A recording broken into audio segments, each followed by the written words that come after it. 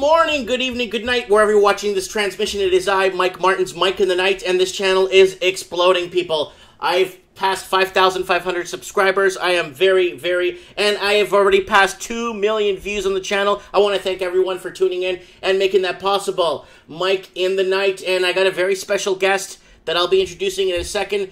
Today is the 3rd day of September. I keep calling it August. No, it's the 3rd day of September. 2018, guys. The year is evaporating faster than we could even look at it. I don't know if it's turning into an old fart, or I'm getting older and I'm realizing time is moving much quicker for me than it did when I was growing up. I'm not sure. Could it be a myth? Or is it a myth? Is it true? Anyways, I got a very special show lined up for you guys tonight from Mike in the Night. I got a very special guest online who we're gonna let him explain his history, where he's from, where he's been around, where he lived, and escaped Western civilization in a way and moved to Japan to make a life for himself. His name, he's on the comments all the time. You won't be seeing him on the comments tonight because he is live with me now on the phone from Japan, from the land of the rising sun. Ibenkyo. Did I get that right? Ibenkyo. Close enough. Close enough. Ibenkyo. Okay, I'm getting it. I promise I'll get it by the end of this show. So, buddy, what's going on? So, what happened? So, what happened to drive you or make you leave Vancouver? So, start off with when you came to Vancouver, or when you were in Vancouver, and then what drove you to go to Japan? Okay, do you want me to get into that the 5-minute version or the 4-hour version? Well, break it down into let's say 6-7 minute version. Okay. I was born in Vancouver. I grew up near Queen Elizabeth Park, if you know Little Mountain there. Okay. In the old projects. Okay. Do you know the area? Yeah, that area has been transformed completely recently. Yeah, it's completely gone. I grew up in that area. I went to Wolf Elementary, and later on in life, I moved over to East Vancouver near Templeton. Okay. You know the high school there. I went to Templeton High School. So I'm an East Van boy, pretty much. Okay. And, going through life and stuff, and you just get used to what's around you and what other people expect you to do and be in the future, right? And as I got older, I started floating away from that, and I got distracted by other things. Like, for example, after I had my first job, I actually went to BCIT to study programming and computers and stuff like that, and I worked in an office for maybe 3 or 4 months, but I just didn't fit in because of all the PC BS, and you had to act a certain way, and I wasn't like that. I never grew up like that. Especially coming from the projects. One step back. PCBS is politically correct bullcrap. Okay, sorry. Yeah, no, that's right. PCBS, bullcrap. Yes. PC, I hate it. Well, I hate PC too. I'm very anti-PC, and people not be able to speak their minds. Okay, before we continue, where were you born again? Sorry, I didn't even get that. I said that. I was born in Vancouver. In St. Vancouver. Paul's Hospital. St. Paul's. Downtown. Okay. I didn't know you were born in Vancouver. I thought you moved to Vancouver or you moved from another part of Canada. Okay, continue. No, I was born here. Okay, PC bullshit. PC so basically, I went to BCIT and I had my programming job after that, and I just couldn't fit in. You couldn't speak your mind. You had to worry more about how you looked and how you spoke in the office, rather than telling the truth of how it went. For example, I had this one higher up guy than me who was in his 50s, and he asked me how to do something to make it faster. He was working on his accounting stuff and spreadsheets and stuff like that. And I said, well, why don't we use this program over here? Like Excel, for example. And he did not like that. He thought I was talking down to him. I'm like, come on, give me a break. So he told the boss that I was sleeping in my office. Just some bullshit like that. And I couldn't handle that anymore. Wow. And stuff like that just continually happened, or just you had to watch what you say and who you talk to about it, right? Yeah. And being a new guy in the office, you're not sure how all this stuff works. And because people are worried about you taking their job or you outsmarting them or whatever. For me, I just wanted to go and kick ass and do the best I could at my job because that's what I was there for. That's how I grew up, Of course. I never grew up PC. Coming from the projects, we never were like that. We used the word retard or whatever we wanted without offending anybody. Right. Yes, that's correct.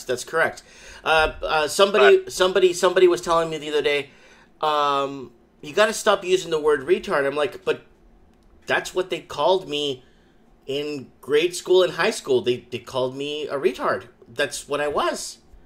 You know what I'm saying? So it's like, what happens now? Was I or was I not? You know what I'm saying? Yeah, you just gotta be. You always have to be too careful, and then when you're like that, then you don't talk anymore because you don't know what to say. Yeah. And everybody starts being quiet and just like, hey, how you doing?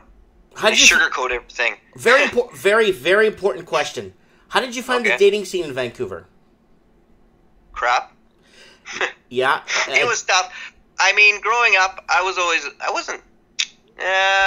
guess I was shy because my mom was pretty intimidating. Mm-hmm. She was overbearing. Mm-hmm. So I became more quiet and sarcastic growing up. But I never had a problem with women in particular. You know, I wouldn't get anybody I liked. I'd have girls that liked me that I didn't like them, but the ones I liked didn't like me. Yep. But I had a lot of friends who couldn't get a single thing, you know? Like, for example, when I got older, it got easier. So when I was 18, 19, 20 going to BCIT, that's when I actually started getting girlfriends, you know, and good-looking chicks, too. Mm-hmm. And my friends couldn't get anybody. So we'd go out as a group, say 6 guys, 6 girls, and 3 of the girls would like me and 3 wouldn't be interested in anybody. And they would get nothing. And it was just nonstop like this. And I'd feel bad. I'd be trying to push these women onto these guys, and it wouldn't work.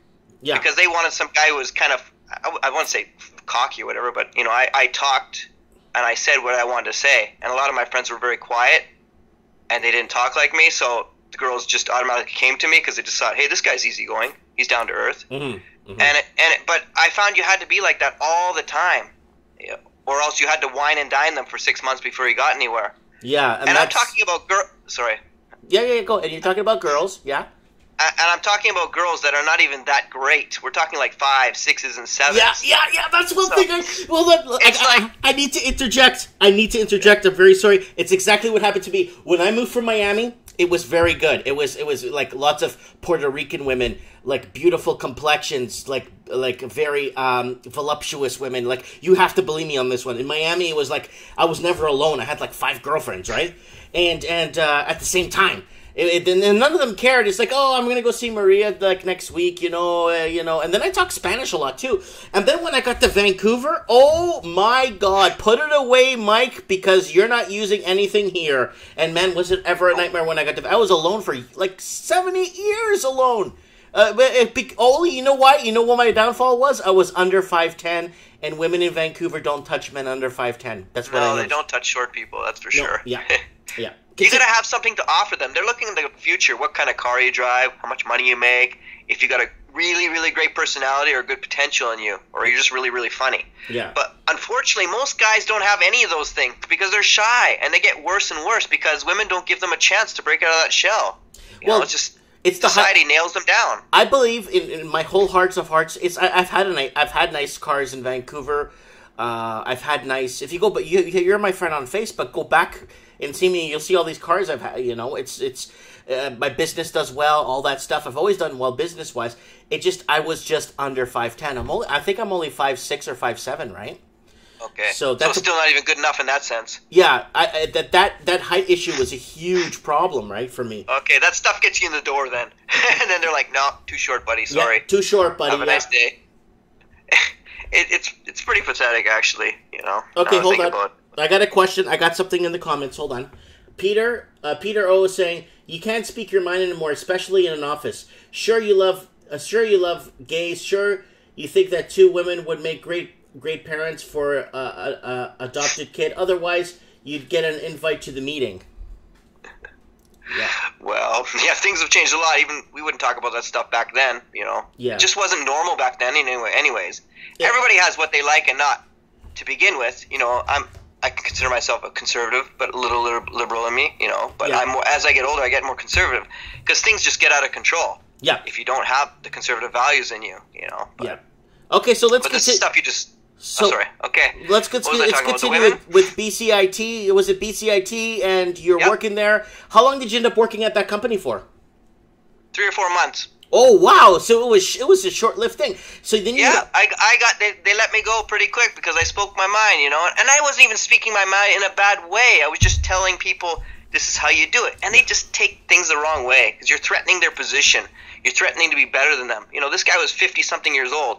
I was 21 at the time, 22. Right. So I was just a kid. You know, I was just learning as I go, and that's how I grew up. So I guess I didn't know any better. And that's the part of life I don't like doing. I don't have to always worry about what I'm going to say. You know, for example, being on YouTube here, I can't use certain words that I'd normally use in a conversation because I'm a fear of getting booted off or something, you know? Yeah. Well, the thing is, YouTube has standards when it comes to language and stuff like that, and then they basically...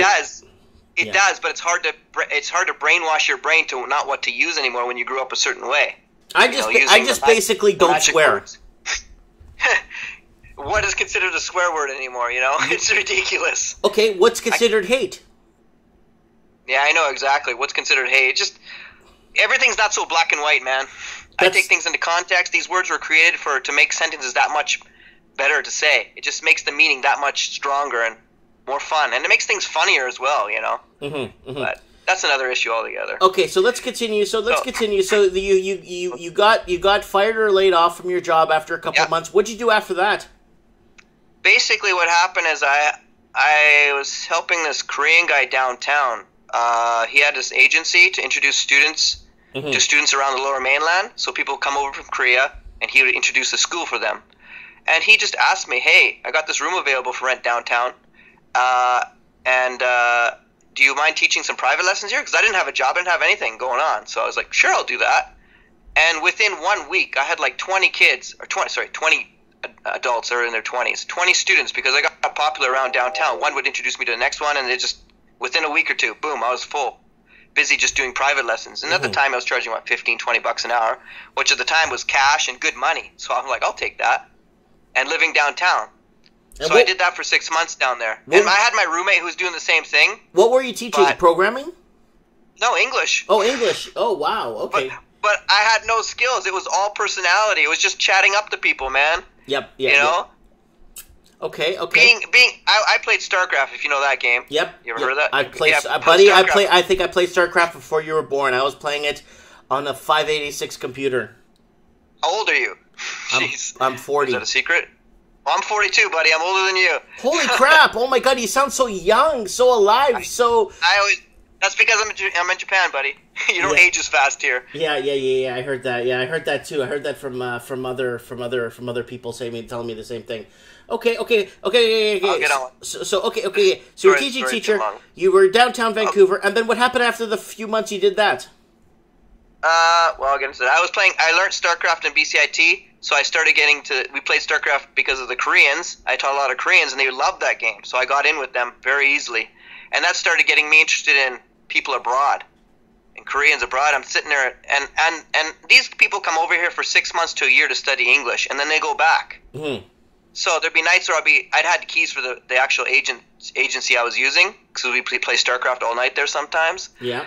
And I'd just be lying there by myself, like 2 a.m, thinking, what the hell am I doing here? Yeah. These guys are coming over here to my country, having a great time.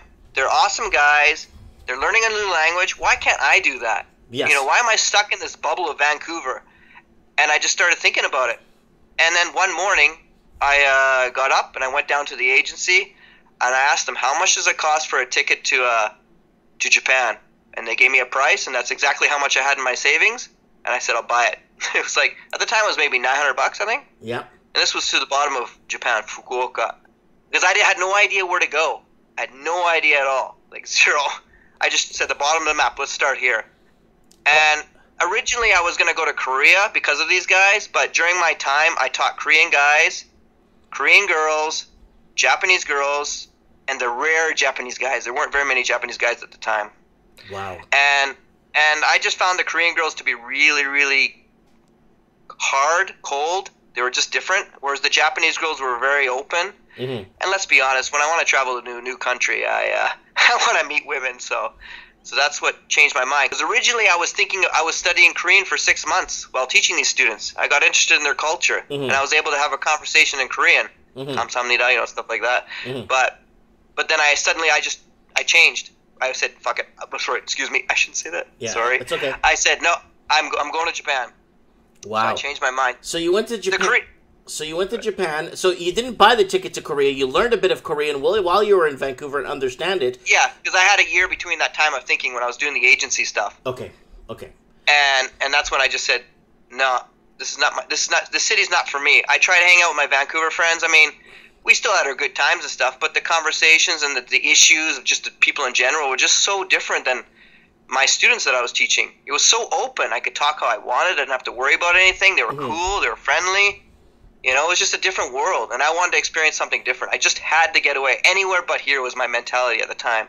And experiencing that PC stuff in the office was a big turnoff, so it was just chain reaction, I guess. Just what about, started the ball rolling.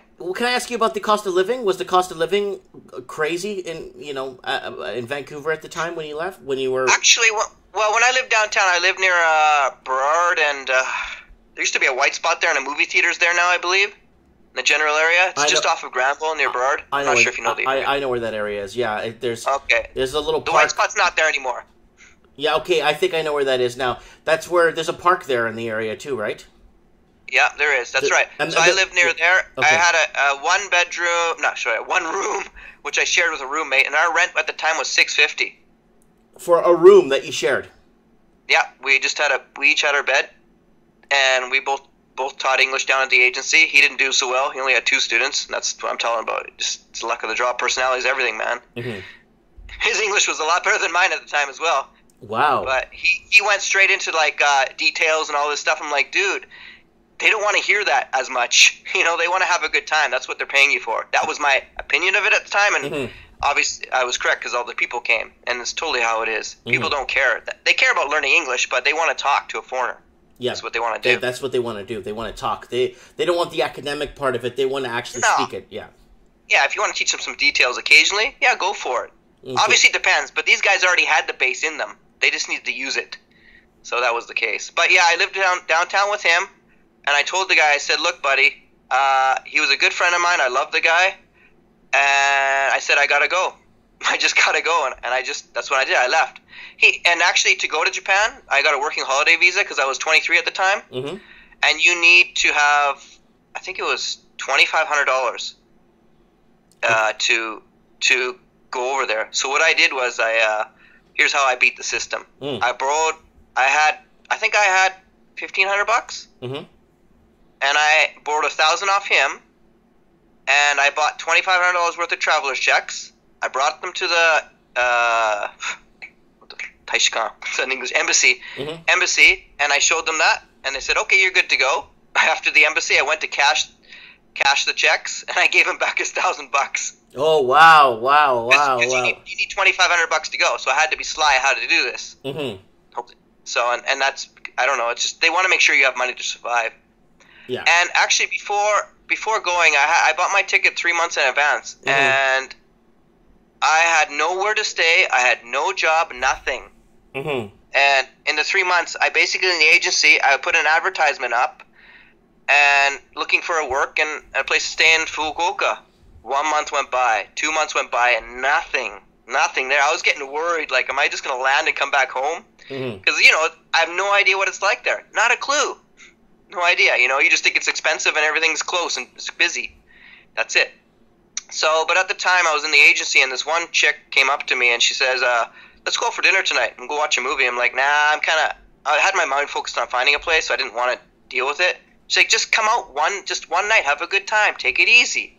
Mm-hmm. So I said, fine. So I went out with her. This chick liked me for 9 months or something while I was working there. She just finally had the balls to approach me. Mm-hmm. And so I went out. And that night we had a good time, and she phoned me that night. I gave her my number, and she phoned me, and she said, hey, why don't you just come stay up with me? I live in Nagano. So like, okay. I didn't even clue into that I could actually go somewhere else. Mm-hmm. I was so focused on Fukuoka. Mm-hmm. Fukuoka is the bottom of Japan, by the way. Okay. I'll open a map of Japan here so we could see where you're talking about. Yeah. So I was actually only in Fukuoka for 1 day. Okay, so how long did you live in the south part of Japan? Just the 1 day. I landed there, and she picked me up from there and took me by Shinkansen all the way back up to Nagoya, I believe it was, and then her father picked me up from there and drove me back to Nagano to their home. So I was a homestay student for a few months. Okay, so I see the Fukuoka. It's a big island, dude. Fukuoka is an area of that island. Okay, I'm seeing it up here. It's northwest of the island. That's correct. And then you went up to Nagano. Nagano. Where is that? Nagano. Where the Olympics were. Okay, is it by Nagoya? Or no? Yeah, it's up from Nagoya, I believe. Yeah, I see it. Nagano. It's maybe what, a 3-hour drive from Tokyo.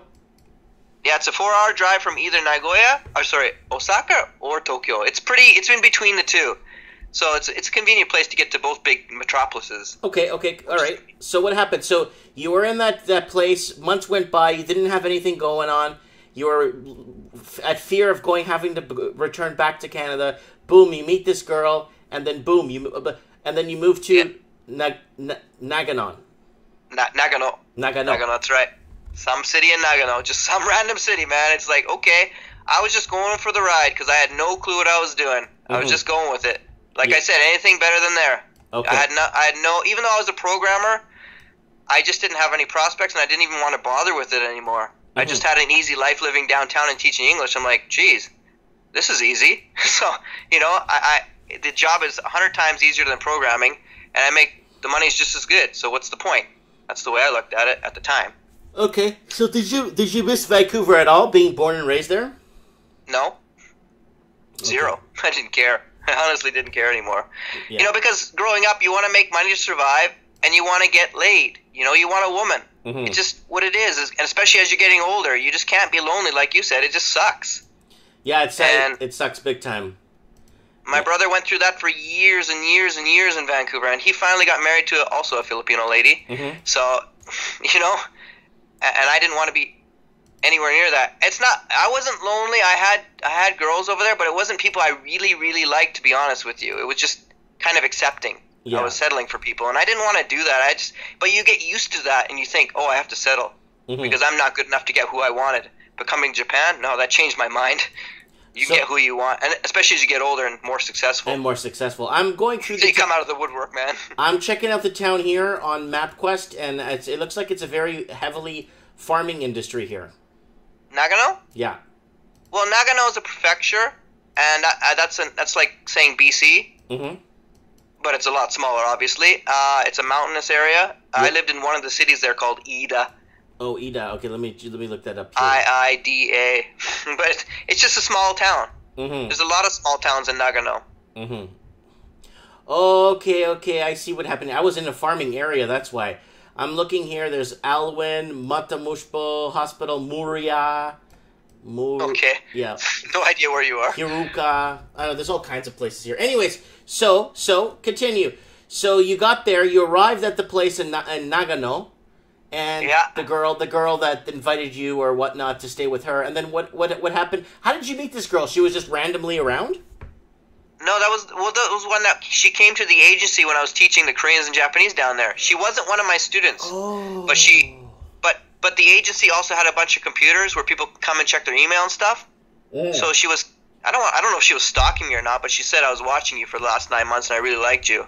I just didn't have the balls to talk to you. Really? And she used that phrase, the balls, which is funny because I'm like, you don't have balls. Yeah. But they learn these phrases. Like, I'm freezing my balls off. I'm like, nope, that's correct. But it's funny, though. Mm-hmm. Excuse me. Okay. So she picked me up, and it went from there. So you got to... I want to. Okay, there's somebody put up a really good comment here. M. Yasser said, Vancouver is constantly voted one of the top 10 cities in the world, but to live in, but they conveniently forget to mention how expensive it is. And, yeah, because it's very expensive now in Vancouver. Well, it wasn't like that when I was there, though. Yeah. No, it wasn't. It wasn't. No, it wasn't. It wasn't. And then Kevin Thompson is saying, prices are crashing now. Yes, guys, I just did a video an hour ago. Look it up on my channel. I'm talking about prices crashing all over the global world. Then Walking Journey says, movement is new world order. I'm sorry, but I need pee and love it. When he says pee, he's talking about a cat. And I'm not meaning, yeah. And then Dang says, if you're not Japanese... Oh, wow, I got a pop-up here. I got this virus pop-up here of this pornography stuff. It's really cool. Don't download it, man. If you are Japanese, stay out of there. I'm Asian, and I don't even want to go there. That's what Dang 0088... Go where? Japan? Yeah, it says, if you are not Japanese, stay out of there. I'm Asian and I don't even want to go there. Oh, well, it's his loss. You know, you making life what the best you can. Okay, so let me ask you first. I can get into that stuff later, but sure, okay. Kevin Thompson's asking, Japan looks much more advanced than Canada. Is that true, in your opinion? Some areas, yes. Some areas, no. Okay. You know, like growing up here, my cell phones that I had were way more advanced than the ones in Vancouver for the longest time. Okay. You know, I had MP3 players on my cell phone before Vancouver had those old piece of crap flip phones. I still use a flip phone now because I love them, but it's a different. You're Motorola, those old styles where you had like one or two brands to choose from. Mm-hmm. When I first came to Japan, there was like 1,000 different phones you could choose from. It was fun. Okay. It actually was fun to buy electronics, but now because of iPhone, they ruined it. Now there's probably only maybe 100. Oh, wow. Because everybody's using iPhone now. Yeah, they ruined it. Yeah, they monopolized it. So let's continue. So you're in that place. Yep. Was it Nango? Was it Nagun? Nagano. Okay, then what happened then? You moved in with this girl, and what happened? I was living with her family, and they charged me Nima yen per month to live with them, which is 20,000 yen, equivalent to $250, which covers my room and board and food and stuff, which is fair. Yeah. And they asked me to get a job, so I didn't have any experience in Japan, so I looked around and I ended up getting a job at a restaurant bar, where they just paid me to serve food. I didn't make drinks or anything like that, but I was basically paid to talk to the customers and have a good time, and it worked because people started coming to the bar just to hang out. Especially a lot of women. Man, the women that came, wow, and I was 23, 24 at the time. Jeez, these are beautiful women too. Like, it's just completely different than you used to in Vancouver. Like, wow. Like, sevens you don't even look at anymore. Let's put it that way. Yeah. But I mean, your taste in women changes though because you're so used to a certain type all your life, right? So I had to adapt to that too. But no, some of them were pretty gorgeous women. Sorry, honey, I didn't mean that. But no, I worked at the bar for 3 or 4 months, and I did that. And I studied Japanese while doing that. I studied every day, 8 hours a day. While working, I wrote Japanese on chopsticks and napkins and stuff just to practice. I'd ask customers questions, and I just got involved in the language, and that was very helpful. A lot of people who come over to Japan don't even bother with that. So that's something that gives you a +1 or 2, big time. They appreciate that. You're not just some dumb foreigner coming over and taking all their women. Okay, I got some bars open here. Is it called Carp Demine Bar, Bar Moon Tribe, Au Depart? The bar I worked at, I don't even maybe it was called the Flamingo, if that's even still there. It was near the station. This is like 17, 18 years ago, man. This is 2000. I went there January 2000. Okay, Flamingo Bar. Here it is. Seriously, it's there? I think it's no Nagano Flamingo Bar. No, there is not. It would be in Ida, because Nagano Prefecture has a city called Nagano as well. Okay, so it's called Nagano. How do you spell Ida? I didn't live. How do you spell Ida? IIDA. Nothing comes up. But yeah, you got to remember these people don't advertise in English, so they write in Japanese. So maybe if I did a search later, I could find something, but it's not a big deal. Okay, it was just one experience. I just wanted to see what the place looked like from the outside is all. Okay. Yeah, Google Maps. I see. Okay. Small little bar. It was an Italian-Japanese restaurant that served alcohol. Cool. Simple.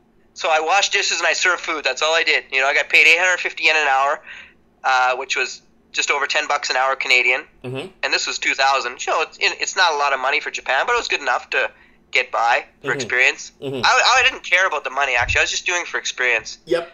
And I got 50 yen more than all the other Japanese staff, and they were choked about that, obviously. They always complained about it. Why does he get 50 yen more? Because he's a foreigner? Yeah. I thought that was funny. Just 50 yen. 50 yen's not a lot of money. No, 75 cents. So. Yeah. But during that time, I was also looking for English teaching jobs. I was teaching private English. I found my own students. I got into the magazine a couple times, advertising as well. So I was teaching English at the house I was staying at. I went to some private jobs here and there. But I didn't have anything consistent. And things ended up not going so well with my woman in the house there, So I was considering either going to Korea or coming back home, or not sure what to do. And I had this other girl. I had many girls, but I had one that really was stalking me a lot. And I didn't know she liked me. she drove me everywhere when my girlfriend was working. She took me places Okay. around her area, and she just told me things and taught me things about Japan. And she was really nice. And she showed me this advertisement in this one magazine for a job up in Nagano, near Nagano City itself. And I didn't really care anymore. I was like, okay, whatever, let's go check it out, because I had to renew my visa anyways. It comes every 6 months, so it was near there. So I went in, and I had this job interview for teaching English up there. Met the lady, and she gave me a paper to fill out, like questions, and one of the questions was, what do you feel one of your weak points is? I'm like, I don't have any, other than maybe joking too much. And she read that answer, and she looked at me and said, you got the job. That's all she wanted. It's funny. Like I said, they want character. Character's huge. You don't want to get too cocky and arrogant, but you have to have that balance in their confidence where you're, cool, because people want to meet that. They don't want to see the nerdy guy or the guy who's stuck in a shell. They don't want that as much. One time I had someone ask me the same question too. I don't remember what it was for, but it was a while back. And I said, they asked me what was one of my weak points. And I said, one of my weakest points is speaking Chinese. That's the kind of stuff they're looking for, man. Yep. Not being afraid to go outside the box or making a joke, having fun. I didn't honestly care at the time. I said, whatever, she takes me, she doesn't, And she said, you got the job. So I took it, and I ended up moving up to that area. So I left my homestay family, and I started living on my own. Whoa! That's awesome, dude. Yeah. It was 6 months into my trip. I think I did that. I went to Japan in January, and I started doing this in July. So yeah, 6 months in. Okay, what was the name of the school? Do you know that, or is it gone? It was EEC Nakano. Let's see if it's still there. ECC. I found it. Yeah. They moved the branch, though. They actually bought a building next to the station, because I went up to visit one, years later. They have a website, but there's no information. Okay, I'm just trying to find it here. Here it is. I found it on the map. You found it on the map? I found the building. It's in Nakano. You did? English language school. Well, there's tons of English language. Is it ECC? Yeah, or is it EEC? Sorry, EEC. It's ECC. I'm looking at the one. Sorry, my bad. It was EEC. ECC is a popular English school over there. Okay, EEC. EEC. Here's the link. Okay, you sent it to me on Facebook. Hold on. EEC English School. Yeah. I just want to see. Well, they originally had the school on top of the train station, like on the third floor in the building there, and then eventually I think they bought their own building, which is next to the station now. I don't know if the school's still up and running though, because the site's pretty bare. Okay, I found one. I found EEC, and it is close to a train station. Okay, yeah. If it's still there. Yeah, I just wanted to let viewers look at what the architecture, what places look like. What these places look like. Oh, architecture in Japan. Yeah. That's another conversation. Excuse me. Yeah. Coughing up smoke from Canada still. God. Yeah, okay. So you recently came to Vancouver. Yep.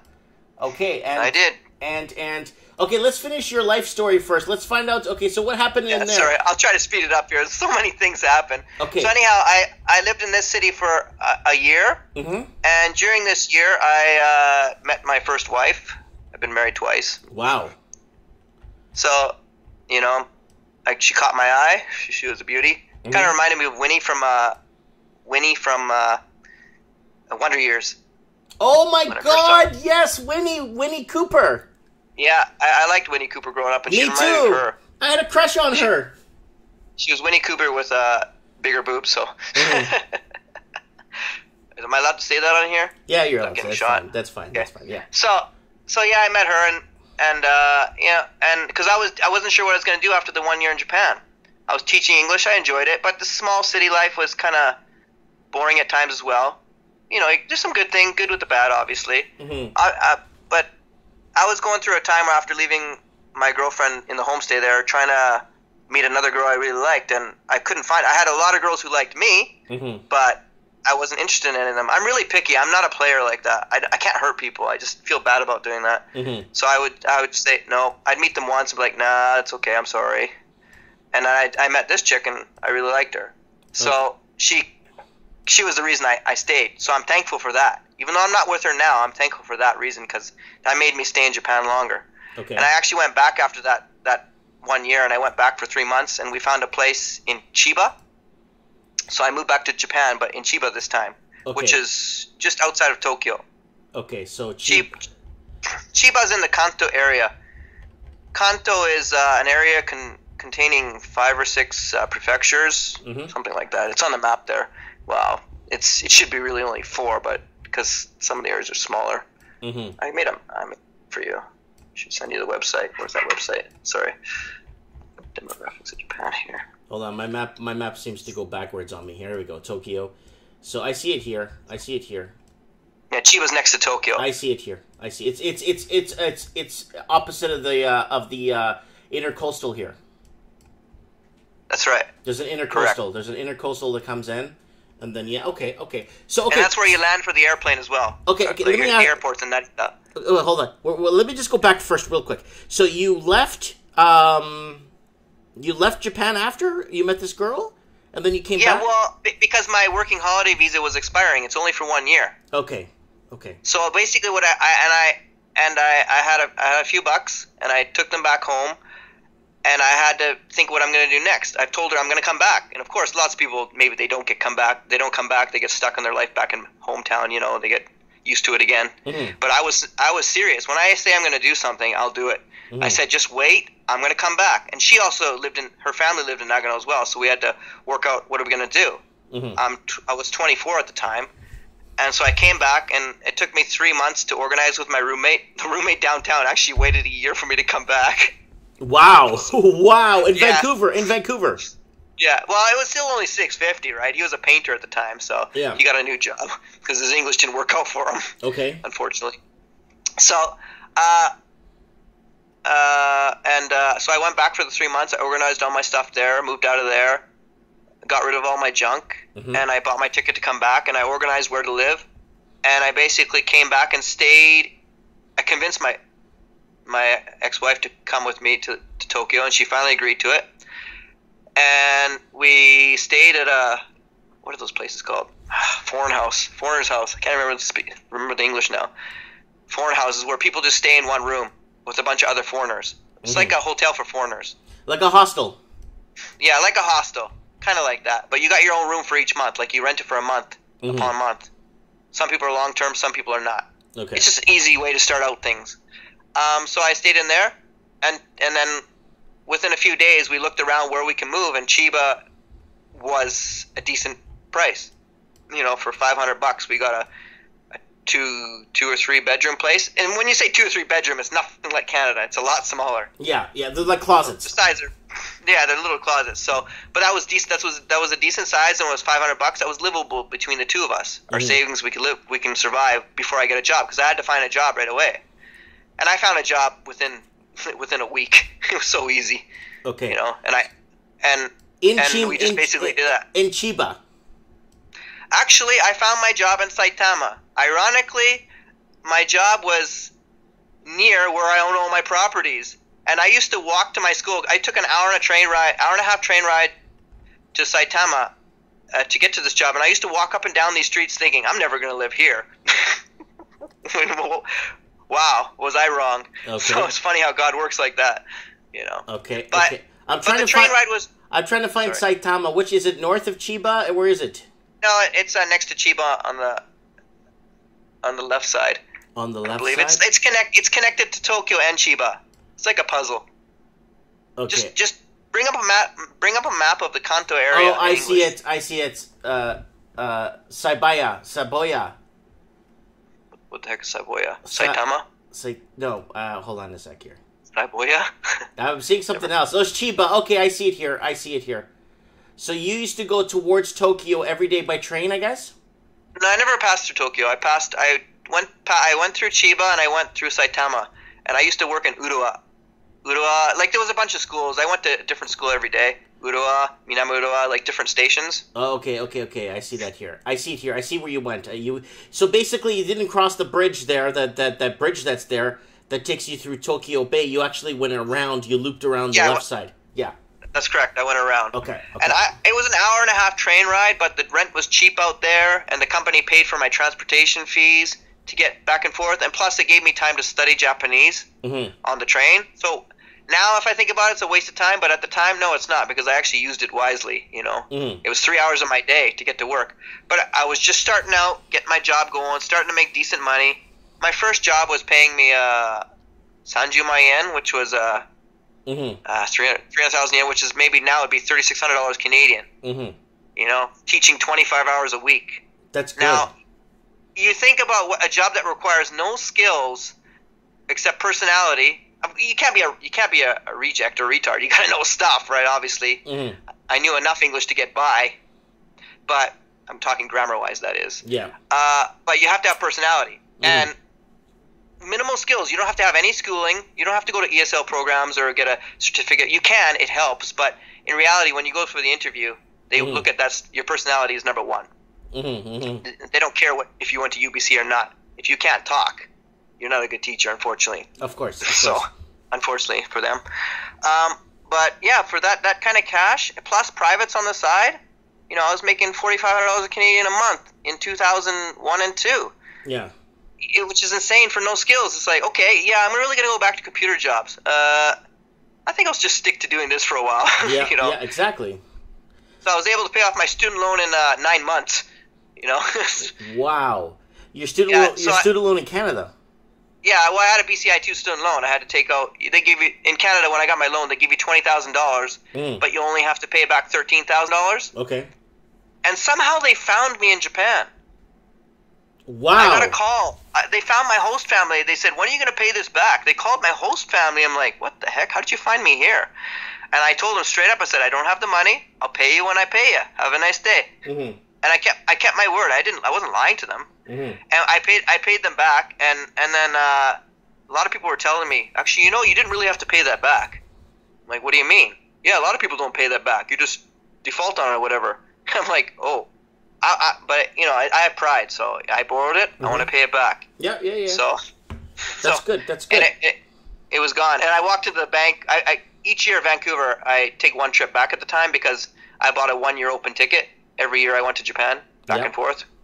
This was before I had my permanent residency, which I'll get into later. But because I took my first trip back, I walked into the bank with $13K in cash. I plopped it on the counter, and she's like, "What the heck is this for?" I'm like, "My loan." Like, what the? Nobody ever does this. People always procrastinate or pay it off like 5-10 years later. I'm like, nope, done. Am I finished here? And I walked out. It's funny. Done. That's good. Done like dinner. Okay, so you finished. You paid off your student loans. You're living in Chiba, and you are going to teach English at different schools depending on where they, I guess, host you, wherever you're hosted, right? Well, yeah, this was, do you know Yamaha? Yamaha, the instrument, pianos and stuff like that. Yes, Yamaha, electronics, yes. Yeah, it was actually a subdivision of them, so it's kind of a big company. So, but they had a subdivision for English as well. I don't know why they created it. They're mainly a music school, but they created that as well. There's tons of different schools over here. Okay. But I did that.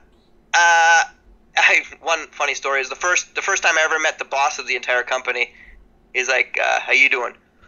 Blows smoke in my face. Just shows how things have changed. You know, like this isn't an office. You can't do this in Japan anymore. It's all banned, just like Vancouver. But in those days, 2001, 2002.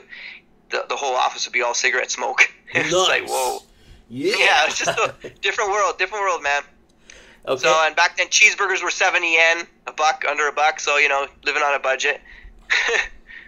Even though I was making decent money, I still wanted to save, you know, get as many privates as I could, because at the time, you could charge a private anywhere between $35 to $60 an hour. Converted, right? So I'm like, it's just easy money. They're not as consistent, but when you get them, when you can squeeze them into your schedule perfectly, wow, it's just sweet money for a young guy, you know. Okay. So I did that for 2 years at that school, and I don't know, it was a good job. The job gave me 6 weeks to 8 weeks a year off, holidays as well. What? Yeah. Holy smokes! So you could 6 to 8 weeks off. If you were to partition that, you could take a week off every 2 months. Well, yeah. Well, no, the holidays are decided for you. Oh, it's okay. 2 weeks at Christmas, 2 weeks at spring, 2 weeks in summer, and then a whole bunch of other holidays here and there. So it actually works out to 8 weeks. Holy smokes! But 6 solid weeks. Wow. Yeah, so you're talking about 25-hour classes. Actually, it was only 20, but it was actually supposed to be 25 for $2,500 in a month. But I said, give me as much work as you can. Mm-hmm. So I work Saturdays as well. So they gave me 5 hours a day, right? So that's why I got a little bit more. That's amazing. So okay, sorry, 20 for 25 and 25 for 30. So I did 25 classes a week, plus the private. So I was teaching maybe 30, 35 hours a week, making that kind of cash, because you fit it in. Some jobs want you to stay there 9 to 5. Things are gotten stricter these days, where they try to make you stay 9 to 5. But in those days, if I didn't teach, I could leave. So I'd hop on the train to a station 1 away, teach a private lesson, hop on the train back, and come back to do my next lesson at the school. So I really wheeled and dealed my lessons to fit in the times perfectly to make as much as I could. Wow. I was ready to work. I was young. Come on, bring it on. Okay. How old are you at this time? 24, 25, 26?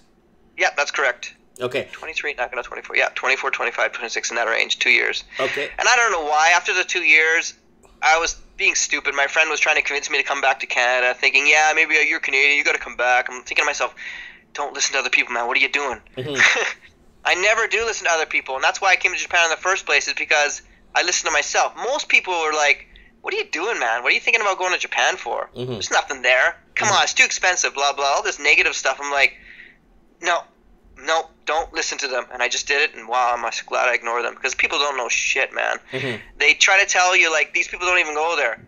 Even after my first year of coming back to Japan, I met somebody. He's like, well, how did you handle living in Japan? Isn't Japan expensive? I'm like, actually, no, it's not. He's like, no, Japan's really expensive. I'm like, have you been there? He's like, no, I haven't, but I heard from a friend. I'm like, dude, yeah. I live there, and you're going by secondhand information here. I'm telling you, it's not that bad. You can find what you want. Mm-hmm. So that's just a side story. Okay. But so I let this guy convince me to go back. He was a good friend of mine. He still is a good friend of mine. And so I thought I'll bring my wife back and show off a bit, It's what it turns out to be. Mm-hmm.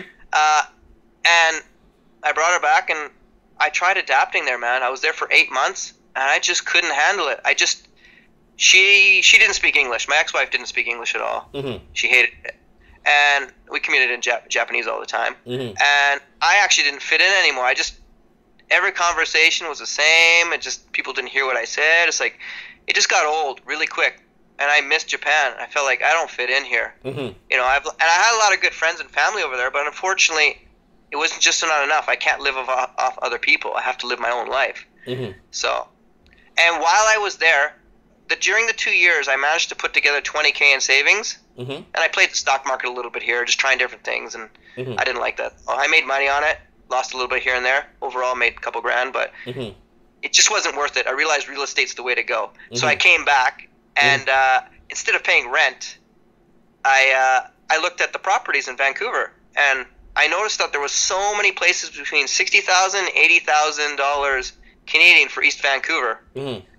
Commercial Drive or McGill near the Peony and stuff like that. And mm-hmm. I'm like, that's a pretty decent deal. So okay, I like this area. I think I'll buy a place. So I chose a place near Francis Street, mm-hmm. which is near Commercial Drive. Yep. There was only one. Most of them were on the other side of Hastings, but that was one that was not. It was near Commercial Drive. So I'm like, this has better value. So I bought that. And people are like, what are you doing, man? You shouldn't buy there. It's such a druggy area. It's dangerous, all this jazz. I'm like, it's the only area that's still affordable in Vancouver, because mm-hmm. everywhere else was expensive in Vancouver except there. How much did you buy for? I paid $72,000. Okay. They were asking for 80. I said, I'll give you 70. They agreed at 72. Done. Okay. It was an easy sale. And it was a miracle. Basically what I did to get it done was I had my $20K, mm-hmm. but I had my $20K and they were in stocks at the time. And I had to get my dad to co-sign my loan, because I haven't been in Canada so long and I don't have any income. Mm-hmm. So I asked him, Dad, please can you do this for me? Mm-hmm. He was hesitant at first, but he went for it because he thought I would never get through. And I put on there my stocks. I had $20,000 in cash, and mm-hmm. I had $20,000 in stocks. Nice. My own, and then I got accepted. I got accepted for my loan. My dad was like, "What the?" He couldn't believe it. Yeah. So I cashed out my stocks, and I used that as my down payment. Mm-hmm. Mm-hmm. Which it helps out. And in the end, they don't know any different, right? Mm-hmm. So I got accepted. So I pulled that off. Okay, and then you lived in that area for how long? For 8 months. Oh, near Onlock there, near Onlock, near my old high school, Templeton. okay. You know, And then that's where I grew up. And after 8 months. so yeah, I lived there for the 8 months. I tried opening up an English school downtown. You know, I was doing all right. I walked up to people on the street, advertised for my school, and I got students. I actually got students, and I was making $2,000 to $3,000 a month. But I just didn't feel it here, man. I just did not feel it. Me too. I didn't feel it in Vancouver. It was a soulless city, antisocial. That's how I felt. Yeah, everybody hates each other. You know why? It's because you got the taste of Japan and you understand what it is outside of the Western society. Like for me, I'm from Portugal, so I know Portugal. I understand. I lived in Mexico for almost 2 years. I lived in Miami for 5 years. I understand. There's a world outside Vancouver, right? Yeah, people don't know that in Vancouver. Yeah. Or they're not willing to accept it anyways. You gotta go. You can't go somewhere for 2 weeks either. You gotta go for a longer period of time to get a taste of it. You know. So, but two problems with Vancouver is one, it's too expensive to live, and two, you can't get laid. And these are two very important factors why people are angry in Vancouver all the time. Yep. I think my opinion is people have no money and people are heavily in debt. That's why I think everyone's so unhappy there. And they need a woman. You need to have those comforts. You have nothing in there to comfort you in those times. It's just you're going to blow. It's common sense. I mean, I get like that after 3 days. Come on. So, no thanks. Okay. So but what happens? I honestly tried for my friend. So, you know, I gave it my best. So 8 months later, what happened? You moved back to Japan? Yeah, I moved back to Japan and I rented out my place in Vancouver. Okay. And at the time, people were telling me, why you buy there? Like I said, it's going to be a dump. I said, you watch. If I had millions of dollars, I said I'd buy every single property in this area. It's going to go up. Now, when I said go up, I was thinking maybe 110, 120,000 K at most to match the other prices because they were very just proportional to the housing prices versus the condo prices was way different than they should have been. And now they're completely opposite. But at the time, they were way out of whack. And I noticed that. And I'm like, and that's because it's the area. You don't know anything about the area. I'm like, I grew up there. I know it's not the greatest area, but it's still a place. And it's only 10 minutes downtown by bike. Come on. Or 15, depending how slow you are. Yeah. But I said, I can only buy one. I wish I could have bought more. And I was right. Within 3 years, the places went up like crazy. In 3 years, my place went from 72 to 172.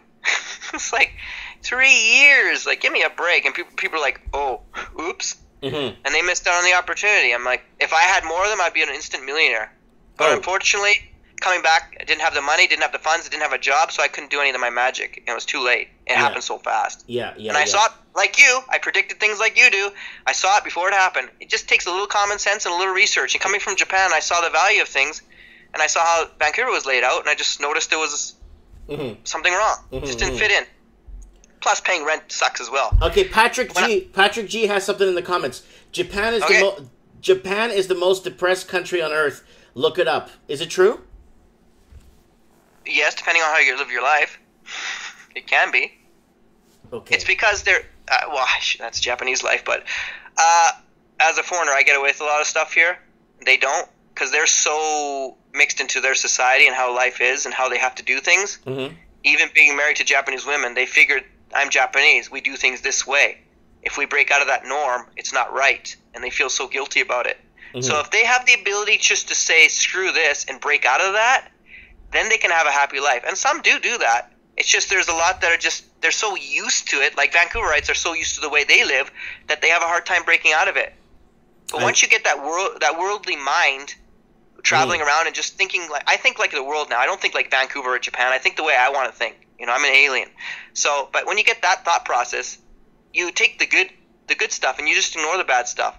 Exactly. And for Japan itself, the negatives are non-existent. The good stuff outweigh the negative stuff by a long shot. And when I'm being negative about Japan, I'm nitpicking. And I don't need to nitpick. It's just retarded. It's a waste of time to nitpick. It's not like I'm getting shot every day. There's no gun problems. I'm not going to get killed. For me, safety is the number one issue I worry about. Safety and community. In Japan, safety is the safest country in the world. Yeah, I can see that. Yeah, I can see it's a first world country. It's the safest country in the world, first world country. So you get the best of both worlds. Okay. Speaking of that, I just have something on my mind. I just want to ask you: Have you been to Mount Fuji? Have you been to Mount Fuji? Yep, I hiked to the top of Mount Fuji in 2005-6, and I sent my mom a postcard from the top. There's an actual post office at the top of it. Can I ask, isn't that where people go kill themselves or commit suicide? There's a park, I forgot the name of the park, but there's a park that people go to. Logan Paul was here. If you ever heard of Logan Paul, another YouTuber, popular guy. Yeah. He came here, he made an ass of himself here, and he got on the news here, and he made a video about somebody dead there. He recorded a body. Oh, wow. That was a big problem. That was a big problem. Okay. See, that's what I'm talking about. People come over here like that, and they ruin it for the rest of us foreigners. Because Japanese get the image that's how foreigners are. I'm like, no, it's just, we're all different, you know? Okay. Yeah, okay. he went overboard just for a publicity stunt, you know? Okay. So, let's get back to where did you move back in Japan when you moved back after 8 months? I moved to Nippori. Nippori. Which is on the main Yamanote line of Tokyo, baby. Yamanote line is the main circle line. There's an actual circle train. Japan has so many trains. There's like thousands of lines. Such an organized city. You don't even need a car. Oh yeah, I see it here. Like this is nuts. Okay. Yeah. Okay. So you moved back. You left your Vancouver property renting out. Yep, that's right. And you know, okay. it was a pain in the ass because Vancouver tenants versus Japanese tenants are so different. Very different. So that was a headache at the time to deal with them getting new tenants, and I had to ask people for help to show the people the place. I had to trust them, you know. It was a hassle, but you know, you make money in the end, so it's hard to complain. Holy crap! But I was only renting it out for $650 at the time. Okay. You know, so it was dirt cheap. Yeah. So you shouldn't have problem finding good tenants. You know, weeding through the dicks, right?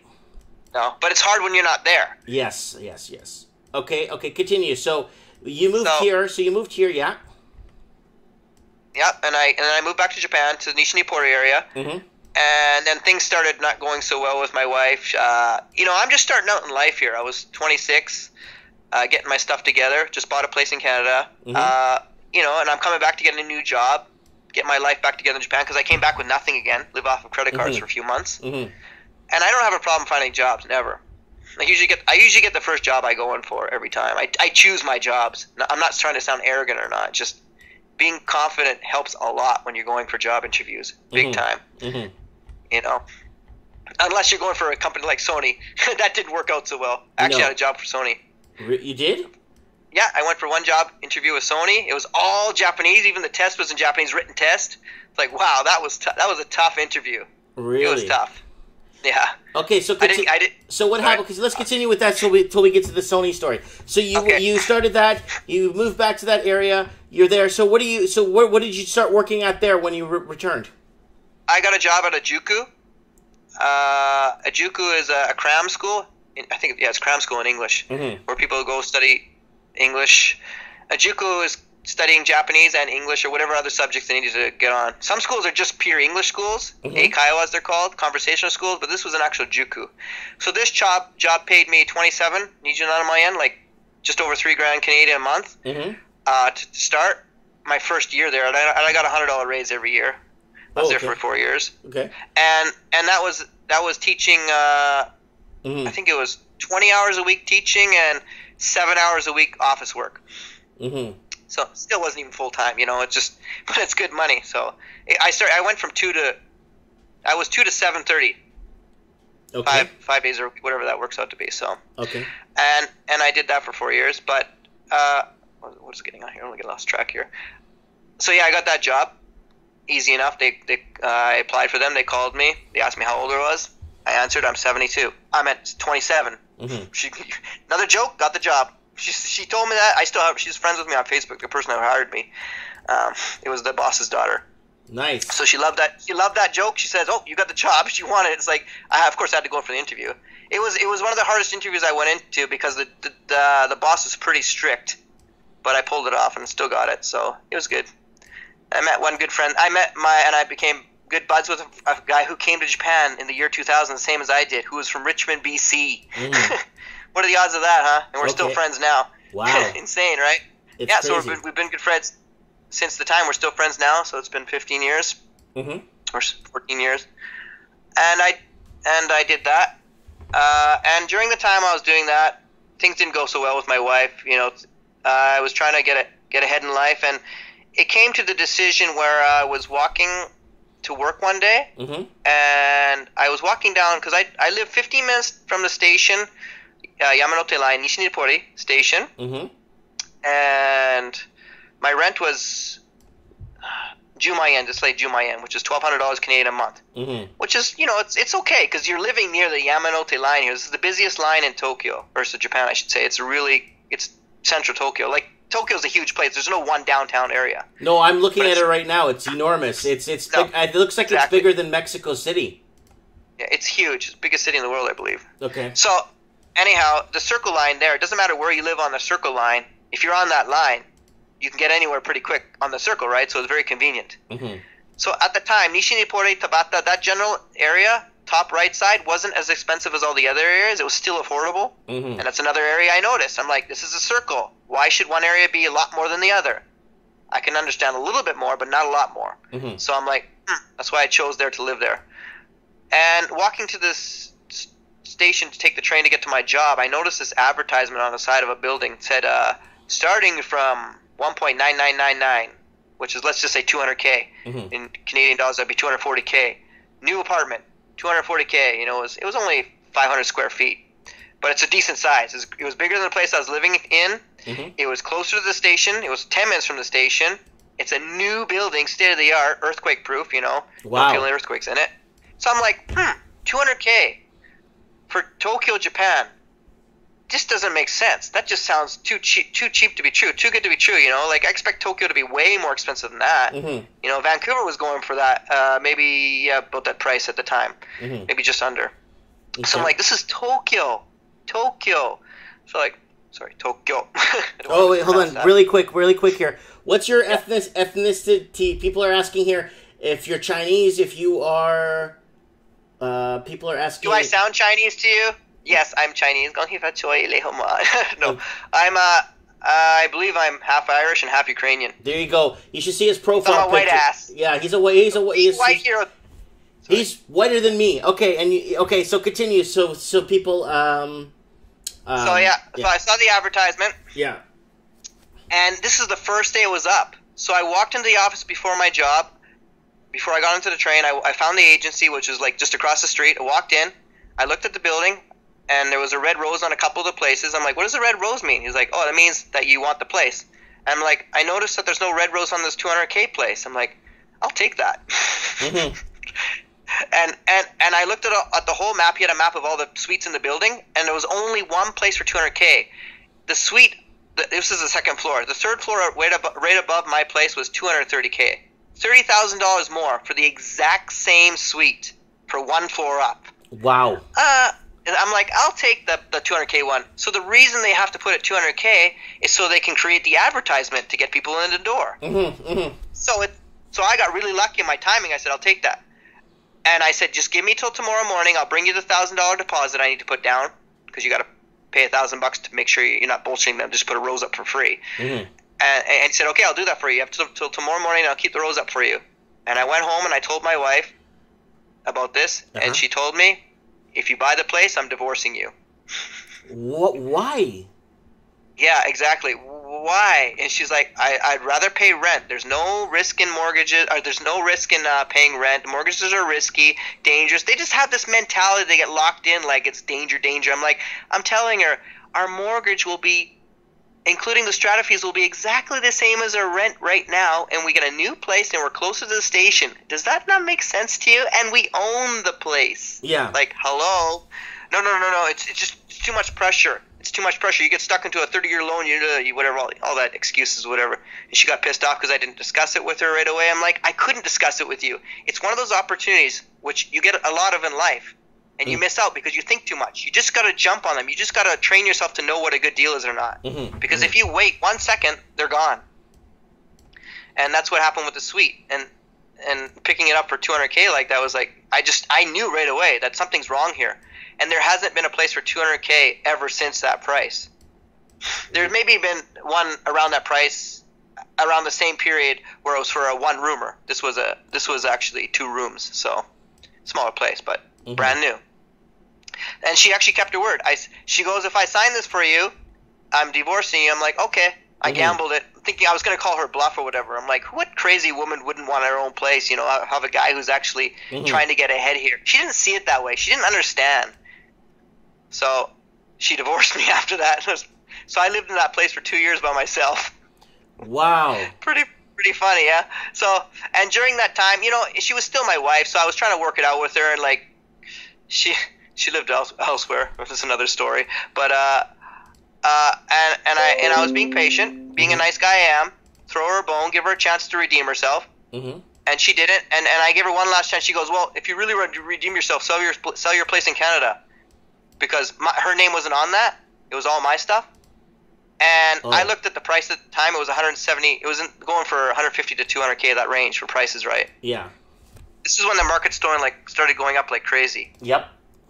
So I jumped on that. 100K profit on a 3-year investment. I'll take that. So I didn't think it would go up to 300-400K or whatever it is now. Oh, it went up to the millions right now. On Commercial Drive, maybe 1.4 or 1.6 million. Yeah, that's not for a condo. Oh, sorry, a condo, like 600K? Really? In that area? Can't be that expensive for it's a wood condo. It's doesn't matter, buddy. Buddy, there's teardowns. There's teardowns going for $3 million in that area. Okay, I'll look online later, but yeah, look it up. At the time, you know, you think 100K good profit for 3 years. You're like, it can't go any more than this or whatever. You know, I'm like, screw it. Part of me didn't want to sell because I shouldn't sell my investments, but I'm like, if this makes her happy and I can use the money for something else in Japan, then I'll do it. Because because pretty much what I'm looking at here is I'm selling my $172,000 condo in Vancouver, wood piece of shit that's 25 years old, which has strata fees the same price I'm paying in Japan, for a new concrete building that's almost the same price in Tokyo, Yamanote Line. I think I'll take that. So that's why I did that change. Okay. When you sold your place in Canada, what happened with that? Yeah. Did you pay off your place you're in? No, I put 10, 20 into it, and I was taking pictures of the rest of the cash, playing with it. Okay. It was fun. I don't know if it's legal. I actually snuck their money through the airlines. I had a big, you know, now I don't want to get mugged on the way home, because I cashed the check in Canada. Oh. Because at the time, transferring fees wasn't that easy to do like it is now. Yeah, okay. And you had to pay expensive fees and stuff, so yeah, no thanks. I exchanged the money into yen in Canada, and I brought it over. So okay. I had like 70K in my back of my bag. Wow. Insane, right? Okay, so then what happens after? Your wife divorced you, you're living in that place for 2 years, then what happens? Well, I got a couple roommates here and there just to help with the bills. During that time, I joined a poker group. I was playing poker with some guys, just with people who worked at Vice President of J.P. Morgan, Citibank, some big leaguers there, man. I was a small fish in that pile. That was intimidating. But they weren't as smart as you'd think they were. Not putting any of them down or anything, but they, you know, I took their money at the poker table, and I didn't get invited back after 2 times, so I had to find another group, but that was one of the groups I went to. This is an experience in itself. You know, all these high ballers, you know, raising me $1,000 on a pot here, trying to bluff me out. I'm like, oh, goodness gracious, it's a lot of money for me at the time, right? $1,000 is a lot, you know, but for them it was nothing. So they try to bully me, and I'd call them on it, and I'd win, and I'd take home $2-3 grand a night occasionally, and they didn't like that, you know. Okay. Because they think because I was an English teacher, they don't want to be beaten by an English teacher. These are big shots. Yeah, of course. So, they're corporate wigs. Corporate wigs don't lose the English teachers. Okay, so what happened after? You got into poker. You got a few roommates. So at one of the poker games I went to, I joined a second group, which had still guys working for J.P. Morgan, but they were the lower guys. They still made decent cash. This was 2007's, I think, and 2007, 2008, and I met one guy there who had a friend who was selling a school, and I said, how much? He's like, 4 million yen, 40 grand. It's like, And I had 100 kids at the time, so I took a look at it, profits, and I bought it off him. I bought the school off the guy. So you bought the school off the guy. Yep. So that basically forced me to quit my Juku job, which was a really good job because I was making $3 grand a month at the time. Just doing for that simple ass part-time job. You know, 3,600 Canadian. It's just easy money, and I loved the job. They loved me. I was good at it. I was growing every year. But I figured I guess if I really want to go somewhere, I got to do things on my own and be my own boss, you know, because I was already creating my own curriculum at the time anyways. Like, you saw the stuff I was working on my website. I started it when I was working there because I had a lot of downtime, office work time, right? So they didn't have a curriculum, so I basically built their curriculum for them, and I expanded on it to make my own. Okay. You know? Why not? So I used my time wisely, what they're paying me for. So I did that, and I bought the school, and I was the boss of the school. I had 3 staff working for me, and I had a American teacher working for me, and just running the school. I was getting my site going more and more because I'm a programmer, right? So I figured use my skills in that area. It's a lot of work. I work 24 hours a day, 7 days a week, you know. So I couldn't keep my eye on the school that much. I did go in here and there, but because I didn't go in all the time, the teacher who was working there stole half my students. The prick. Oh, wow. Yeah. He stole the phone list from my wall in the office, and he started calling all the students' moms saying, this school's closing down, you got to come over to this school. And a couple of the moms warned me, and one of my staff members warned me, and half of them went with him. Now, the reason half go with him is because he was the teacher that was originally there when I bought it. So he asked me, can you let me continue teaching here? I'm like, okay, fine. I make enough money at the school. The school was bringing in 10 G's a month at the time. Yeah. So I had enough to pay off all the salaries and stuff and take a few bucks home myself to get my investment back. So I didn't mind that. And it allowed me to focus on all the other stuff, making the curriculum better and growing the school, franchising it or whatever I wanted to do in the future. Right. And within that year and a half, that's what he did. He poached my students. And the office person warned me. She was a good lady. She says, I really like you. I really like what you're doing here. You're a hard worker. But I can't stand by to see this shit happening to you. And what made me sad is the other 2 staff members didn't care at all. And half the moms didn't care. If I was a parent and some guy approached me doing that, I'd be like, no, I have morals, buddy. That's not right what you're doing, you know? And his excuse is just business. I'm like, there's a line there. If you have no common sense to know when that line is, give me a break. I just shot you. Just business. Give me a break. Come on, man. So I'm on your website right now on your YouTube channel, and I know you don't spend too much time on this or do much on it at all, but I'm seeing your phonics thing. I'm seeing phonics and pronunciation. So this is English to Japanese or Japanese to English? This is students studying English for Japanese students. My website itself can do either Japanese or English. You can study either language. Oh, okay, on the website. Okay. At some point, I might add Japanese lessons there, but, you know, as an English speaker, I'm just making these lessons to advertise and for my students at the school. But what I'm really working on is the actual website that you can test. You can take tests online. I'm looking at it right now. So I have like 14,000 English tests they can take, and Japanese side on it. I didn't count it last time, but there's a lot on there as well. And I put all this data in myself.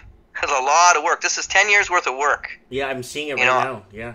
I'm 98% done. I'm just going through recording the audio now for all the words because I actually went through 21,000 words where I went through all the words and I gave them a grade from 1 to 9, 1 being not so important, 9 being very important, and then I'm going to go through all the words and record every single audio, and I'm about 10,000 in. Wow. So after the 10,000 are done, the site's ready to go. It's already people are using it, and people can sign up and use the site no problem. Is that you talking there? Yeah, that's you. Yeah, that's me. Yeah, that's you talking there. Oh, wow. There you go. Okay. So, I mean, this is just from a year learning of YouTube as well, right? Because I never wanted to get into that at first. I'm not a shy guy. It's just you got to be careful what you say online sometimes. You don't want to have bad things happen to you. So I'm just taking it slowly. Plus, I don't want people to steal my idea. Well, it's a lot of work anyway. But okay. So that's what I was working on. So the guy poached all my students, cocksucker. Can I say that? Okay. All right, and then what happened then? So then what happened then? You bought your school, you have your house, you have your apartment that you bought, you got your school going good, and then you sold your house in Canada, so all your ties in Canada pretty much, you paid off your student loans, so all your ties in Canada are pretty much done. Yep. You're single for 2 years. Did you party it up? I went out to meet people. I mean, my friends regretted that I didn't do it on my part. I'm like, it's not your life, but they kept telling me because... Not to sound arrogant or whatever, but I had a lot of girls who tried to pick me up or want to be with me or whatever. It's just, you're the white guy, blonde hair, blue eyes, and you're confident. They want to be with you. And at that time I was younger. Now I'm older, so maybe not so easy anymore, but, you know, at the time. But there's like, you could get tons and tons of 5s and 6s and 7s nonstop. You know, if you go down to an area called Roppongi, you'll be nonstop girls trying to dance with you or pick you up. It's just never ending. But I'm picky. I only really wanted to maybe date an 8, marry a 9 or a 10. That's, you know, in my opinion. Maybe you might not think it's a 10, but I think it's a 10 for different reasons. But you know, I was picky because when I choose somebody, I don't just choose them lightly. I want to be with them and give them my best. And that pissed off my friends because I said, you have all these opportunities with all these other girls, and they would do it. Because unfortunately, I'd say half the foreigners who come here are playboys. Oh, really? And not even good-looking ones. Like, say, for example, my friend who lived in Vancouver who could never ever get a woman. One of my best friends. He moved to Japan, and suddenly he plays the numbers game. You know, he wasn't the best-looking guy back home, but he wasn't bad. But he came over here, and he started getting women like crazy, and he would take as many as he could. And he wasn't loyal. So people take it differently and handle it differently. And I'm not judging them, saying it's wrong. Whatever, they can do whatever they want. I don't like that personally. So yeah, it just gives a bad name to us. Okay. Especially when they're not even that great. You know. Okay, so what happened? So give us. So what happened after? So you got this place. You bought the school. They still have your students. Yeah. Now. What's yeah. So basically, the friend I was telling you about earlier, who did what he did, he was my best friend growing up, and he missed me, and he wanted me to come back to Vancouver. Yep. And I said no, I'm not. So I actually lent the guy $5,000 to move to Japan. Okay. And he's a very negative guy at first, and he's I'm a loser in life. He's just so negative on life. So coming to Japan really changed his life, big time. And basically he got married, had kids here. He got divorced. He's remarried as well. But he, at the same time was getting divorced, he got divorced as well. And my school the students got poached, so I wasn't making much money at the time. You know, I became the teacher. And after rent, I was making $1,000 a month. So I was like, oh, okay, this is not good. I still had savings, so I'm good with my money. But, you know, this is not good for the long term. So I was debating, what should I do? How can I handle this? So I just took 2 steps.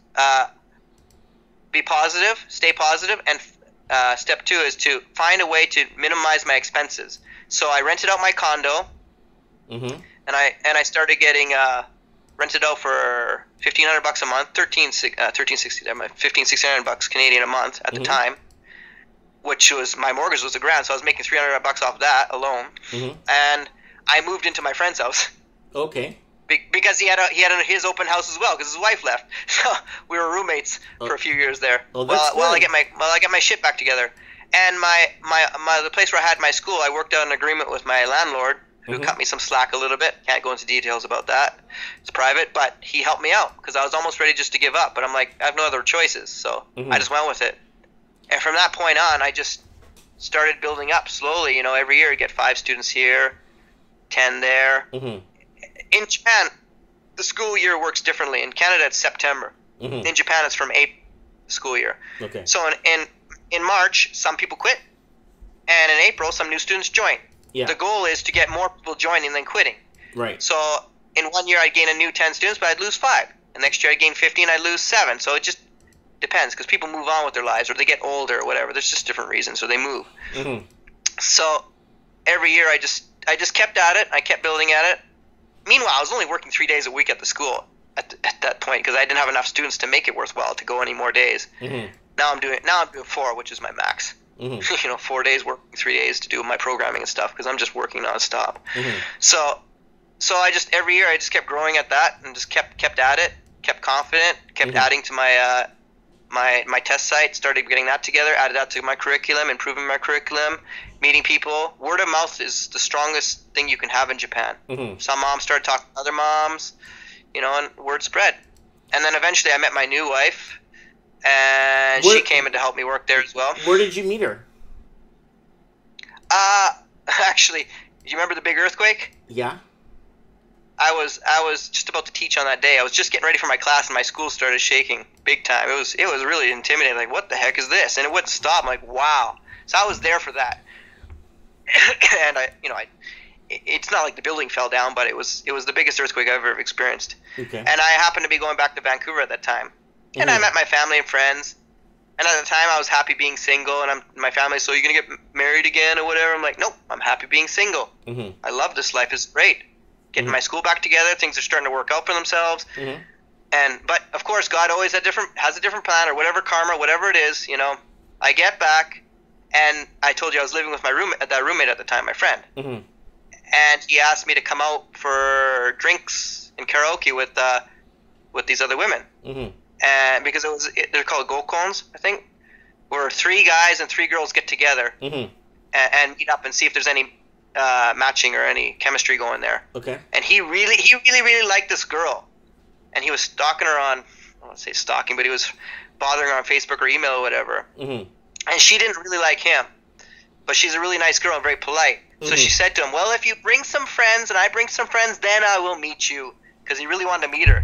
Okay. And then, of course, that's why he invited me. At first, I thought it was because he was being kind. But in the end, I just realized he just needed me to go.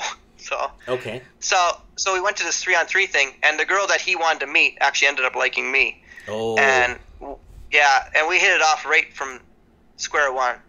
She's a firecracker. Wow. Spicy woman. Completely different than my ex-wife. Completely different. She speaks English. She's talkative. She'll tell me to shut the F up whenever she wants. Totally different woman. Okay. So I'm thankful for my friend doing that. So me bringing him to Japan worked out in the way that he introduced me to her in that sense. And you're still with her. And you're still with her today.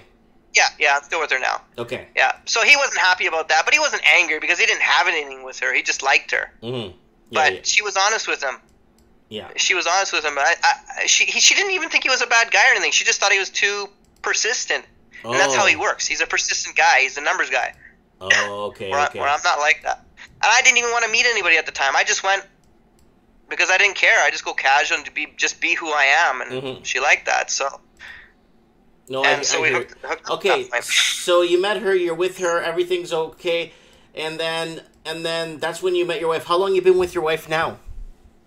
That was after the earthquake. So when 2011 the earthquake happened? Yeah. So since then. Okay, that's 7 years? That's the time I met my wife too. Okay, we're in the same boat. So it's easy to remember. Just remember the earthquake in Japan. Yep. And that's when, from that point. Yep. But, and she's been a great help to my school. So where are you at now financially? You got your school. You still got your school today, right? Okay, yeah. Still going on with my story here. If I'm boring you, sorry. So the school was growing slowly, and my roommate was trying to move on with his life. He met a new woman, and I was with mine. And I started looking for one little room suites near my school, just to be closer to my school. And I found a place that was $400 a month. 2-minute walk from my school. Nice. Okay, I'll move there. So I moved in, and by this time I think I had $100K saved up because I wasn't paying. I was paying my friend $300 a month for rent to cover stuff, and my school was growing. I didn't have many expenses. I was minimizing everything I could. And 2 years later, I was back up to $100K. And this agency just out of the blue called me, and they said, "You want to come up and check out some places in the area?" Because a few years back, I went there to see prices in the area, and they had my data on file. And he just called me out of the blue. And this is when I just moved into my new 1-bedroom place. Sorry, not 1-bedroom, 1-room place. 1 room, 200 square meters. Which is good enough. And I was just trying to minimize everything. And I said, okay, fine, because I lived in the area. He was near me. If I was at my other friend's house, which is way farther away, I'd be like, nah. But I'm like, okay, screw it. I'll take the day off and go out with this guy. And he went around to show me some properties because he knew I had some money saved up, and he showed me all these different places. And he showed me this one. He showed me a bunch of places, and I didn't like any of them, even though they were like 60,000, 80, just under 100K. I'm like, nah, they're all run-down dumps or whatever. I just wasn't into it. And he showed me this one place. I was like, I got one more place to look at. It's like he brought out this paper last minute. It was a place for 80K. And so I'm like, okay, fine, I'll go check it out. I loved it right away. It's for Japanese size. It's only 900 square feet. Square feet. Yeah, square feet. Yeah. 90 square meters. But for Japanese, it's a 3-bedroom plus a bit decent sized living room downstairs. It's a great size for a Japanese house. So I'm like, okay. So I picked that up. It was like, wow, I didn't expect that. That came out of nowhere.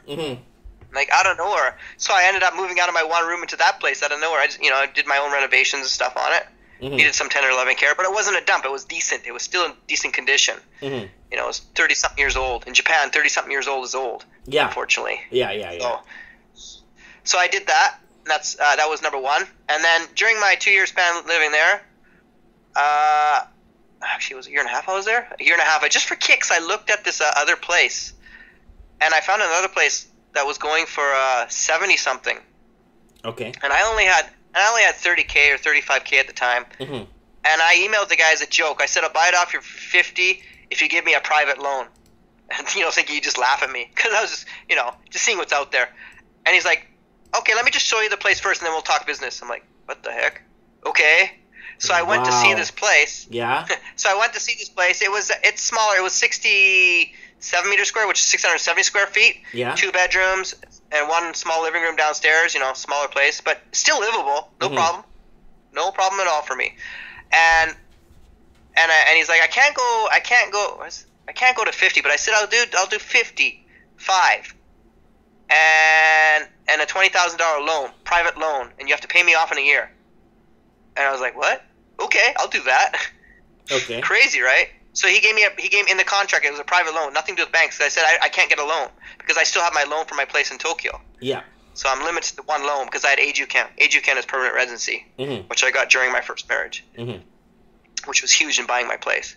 So that private loan helped me a lot. And I paid it back off in a year, and I moved into that place, and I started renting out my first place. Nice. Nice. And then I found another decent deal later on down the road, a year and a half later, and it was a dump, but I fixed it up. Spent 7 to 8 months on that place. I got pictures on my Facebook. You can check out later. A lot of work, but it's just totally worth it in the end. Nice. And then recently, I got really lucky. I found another place near my last place I was living. I didn't move to the number 3 place. I just rented it out. And I found a place that was 1,000 square feet that was in pretty decent condition. All I needed was just some new wallpaper. It was really good condition. And they were looking at $76K for it. I was like, what? So how many properties do you own right now? 5. So you have 5 properties around the Tokyo area, Japan, in that. Yeah, I got 1 near Yamanote Line, which is in Tokyo itself, and then I got 4 out in Saitama, which is in the general area. Wow. Okay. And how is the property market going there? What's going on with the property market now? Well, after the crash in the 90s, it flopped. It went down big time. Yeah, I heard it's never really recovered from that. No, that's the thing. It's been bumping around here and there, but never really recovered. Well, basically, what they mean by recover means it went back to normal. Okay, it went to affordable. So it's not like everything's dirt cheap. It's just very affordable, very decently priced. So I'd say up until maybe 2004 or 5, it's stayed away, and it started been going up slowly ever since, like very ever slowly. So like in my area, like I said, I find properties under 100K. There were a few here and there during the time I was looking during the last 6 years, but now there's not so many. You got to go 10 minutes farther from where I am. Okay, so you got to go out. A different station. You got to go further out of Tokyo now further out of the bigger city to. Yeah. Well, when I say like for example, I live my houses are between 10 minutes to 30 minutes from a station. Okay, Minami-Ura station, which is a decent train line. If you go to a certain train lines that you need a connection to get to that train line, that's kind of a troublesome thing to do. So the prices in that area are going to be a little cheaper than my area. So you can still get 100K houses in that area, no problem, under 100K easily. There's tons of houses for sale. But do you want to live near that station is the question. It's not bad. There's nothing wrong with it. It's just I prefer being where I am because it's 1 train direct into Tokyo. Okay. I'm 30 minutes from Tokyo by train. Okay. Even 20 if you think about the outside stations. Yeah, okay, so. If you take it that way. Okay, so now let me ask you some questions now. Okay. Do you prefer... So, I know you prefer, obviously... what do you prefer if you had a choice? Would you, if you had the choice right now, would you ever come back to Vancouver? Never. Yeah, I know. Trust me. No since way. I live 2.5 hours outside the city, and I've never came back. I've never. I only go back if it's business or something, but I never go back to Vancouver for anything. Okay, second question. The dating scene. What did you find? I know at the beginning of the conversation. How did you find the dating scene in comparison to? Did you like it more in Vancouver, or did you like it more in Japan? Oh, Japan by far. Okay. There is no dating scene in Vancouver.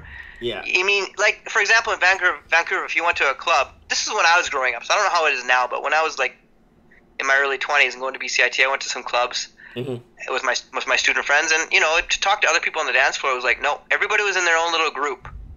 But in Japan, people would walk up to you and start wanting to dance with you. You know, I'd have girls say, I like you, let's dance.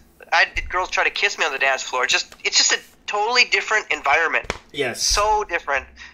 It's actually what I think it should be. More open and more casual, because that's what you go out to the dance floor for, is to meet people. You know, it's not a library. I'm sorry, I'm just talking to my son here.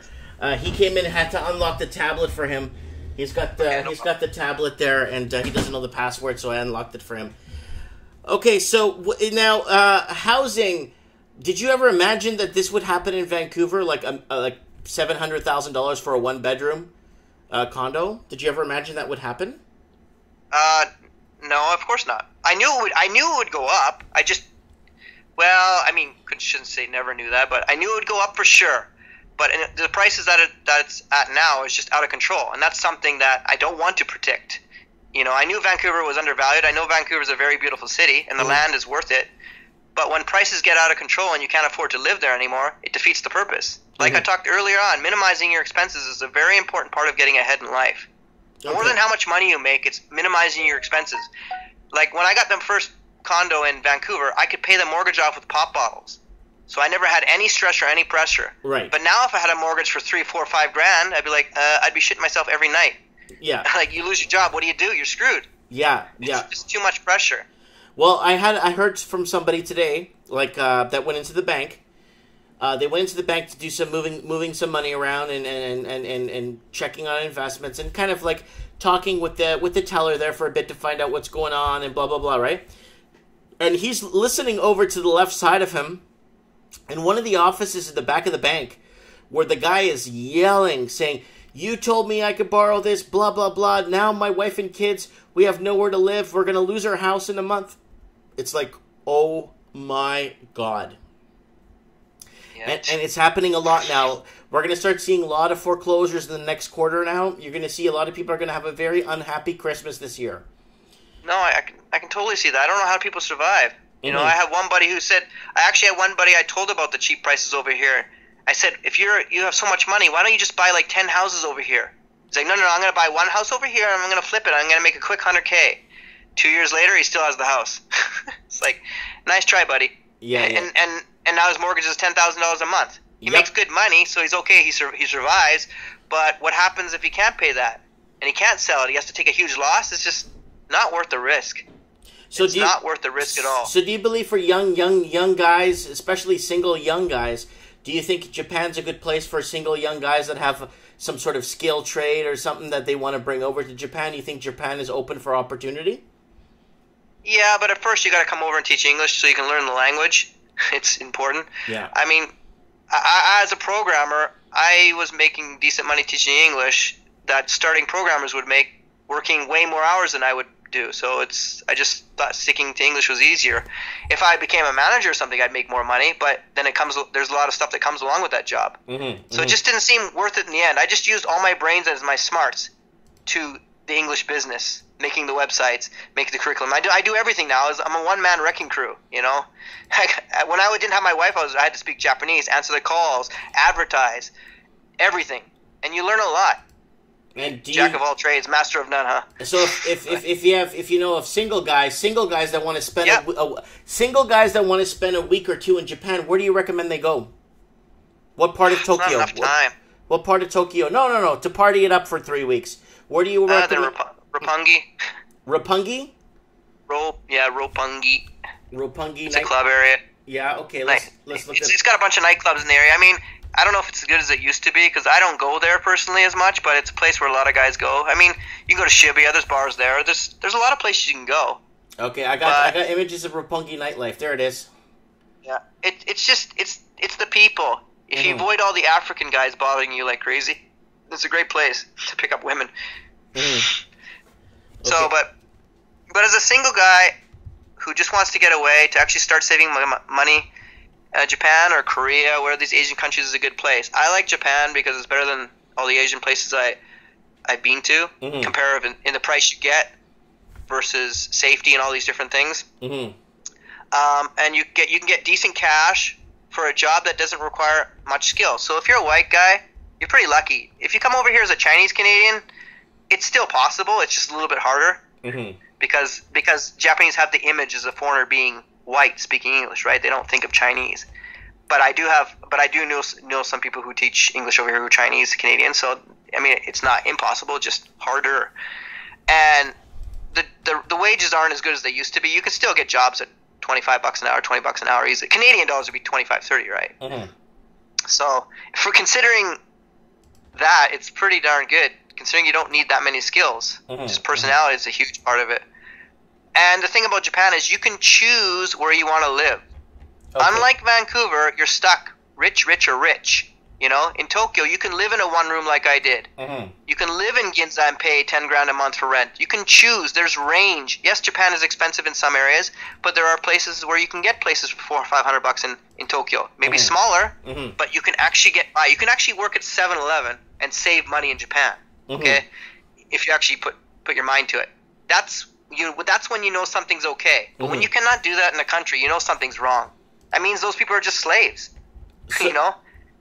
So now let's get to, I want to talk about, so your current business is doing well, you're growing it, you're currently happily married to your wife now and everything's going well for 7-8 years. And so where do you see Japan heading in your worldly experience? Where do you see it going? Because I hear a lot of depression, I hear a lot of stories of depression, anxiety, suicides are up, and I hear that a lot when it comes to Japan. Yep, shit happens everywhere, man. It's the propaganda in the news. But why just turn it all off. Turn it all off. Why are they picking on Japan? Because they have something to pick on. It's the highest rate. People don't kill each other with guns. They kill themselves. Stress. People cannot handle the stress. So the way a lot of foreigners are is that when they're angry, they let it out right away. But the Japanese keep it inside for a long time. I heard that. Up sometimes. I heard that from somebody else, another Japanese friend I have, Hiroshi. Yeah. He told me that the same thing. He told me the same thing. Yep. Yeah. That's why the Japanese can be called two-faced sometimes. And it's not in a bad way. It's just that's how they deal with people. Foreigners, on the most part, are very outspoken and very, I don't want to say arrogant. What's the word I'm looking for? Extrovert? Introvert? Extrovert. They're very talkative. Where Japanese are not like that. So when we start going on our tangents, on our preaching or whatever, like me, they just yes, they just listen carefully. And if they like you, they like you. But if they don't like you, they don't like you. But you won't know at that point. So it's hard to judge. But when they don't call you 2 weeks later, then you know, oh, something didn't go right there, or you said the wrong thing. Yeah. They won't bring up the topic, so you'll never know when you make a mistake. It's really hard. Only occasionally. That's why I appreciate my wife, because she doesn't hold anything in. She gets pissed off at me right away. And that's rare for Japanese. Most Japanese hold it in. Okay, so let me ask you a question now. What's happening in Fukushima from what you know, from where you are? What's happening? Like, is it contained? What's going on? Do you know? Yeah, I'm still working on my third arm here. No, I don't really pay attention that much, but the times I do hear stuff, there's not really, people don't talk about it. The last I heard, they were just moving those rods over. If they finish that, I have no idea. But people over exaggerate everything just to make things in the news. This is what they do. They just news, media. If something happens, it's gonna happen. You know, we're still all alive over here. The earthquake's done. Shit happened. You know, we're dealing with it. People went up and helped out the areas, but Japan is still standing. Japan's been through a lot of earthquakes and tsunamis over the years, and they're still here. They've been through World War II. They got nuked twice. Their cities are looking better than Vancouver were at one point. So, which is pretty amazing, considering nothing happened in Canada. No, I understand. So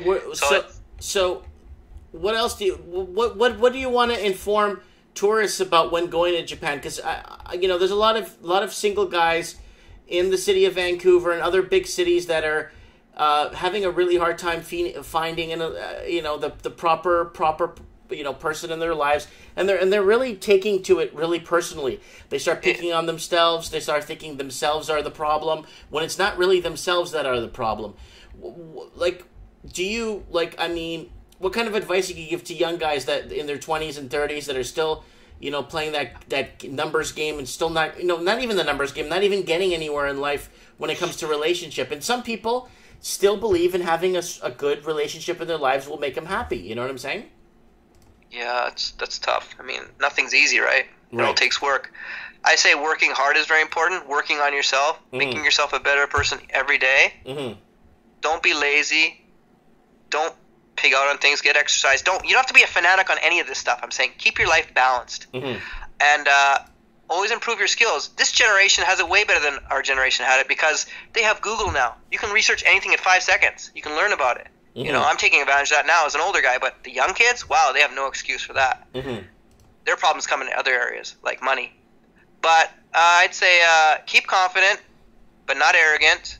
Don't let other people get you down. You shouldn't be around those people to begin with. Try to find good friends. Minimize your expenses. Don't waste money. Yeah. Don't use credit cards. Don't go into debt. Don't go into debt. Debt is horrible, okay? Stay out of debt, especially large debt. If you're going to go for I always keep the under 100K mark. Something you can pay off with pop bottles, okay, that's kind of worth it. If it's for a house you're going to live in. If it's for a car, no, dumb. Yeah. Okay? Don't waste money. Don't waste money on that stuff. Minimize your expenses and maximize your outputs. It's just like poker when you're playing. Minimize your losses, maximize your wins. That's right. It's pretty simple. That's how you do it. And keep bettering yourself as you get along. Don't let errors and mistakes get you down. Don't let people being negative get you down because it's going to happen. I've had shit happen to me all my life, and you just go through it. One door closes, 2 doors open. And you're gonna have this stuff happen all the time. What are the drug laws there? Are they legalizing pot or what's going on there? I'd say it's non-existent. Like there's no drugs. There are drugs, but like I've never ever had anybody come up to me, want to buy some weed, dude? Never had that in 18 years being here. Now the only area you might find that stuff is like Roppongi I was talking about earlier, or private people you know. Okay. So I have seen one of my buddies stoned. Okay, but it's illegal. It's illegal. They have a 0 tolerance for alcohol and driving.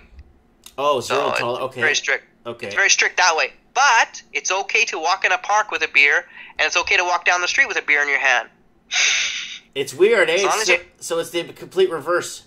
Yeah, you can smoke. Now you can't smoke anywhere. You can smoke where there's smoking areas, but smoking is dirt cheap, and drinking is dirt cheap. Beer in the store costs you $2-3. After playing a night of ball hockey, me and my friends, they all go buy beers. I don't drink beer, but they do, and they buy a bunch of beers and drink it outside the train station. Wow. It's chill out. And people who smoke, it's $3 a pack, so $4, I think. Yeah. It used to be $2, $3. It went up $1, I think. Yeah. But nothing like Canada.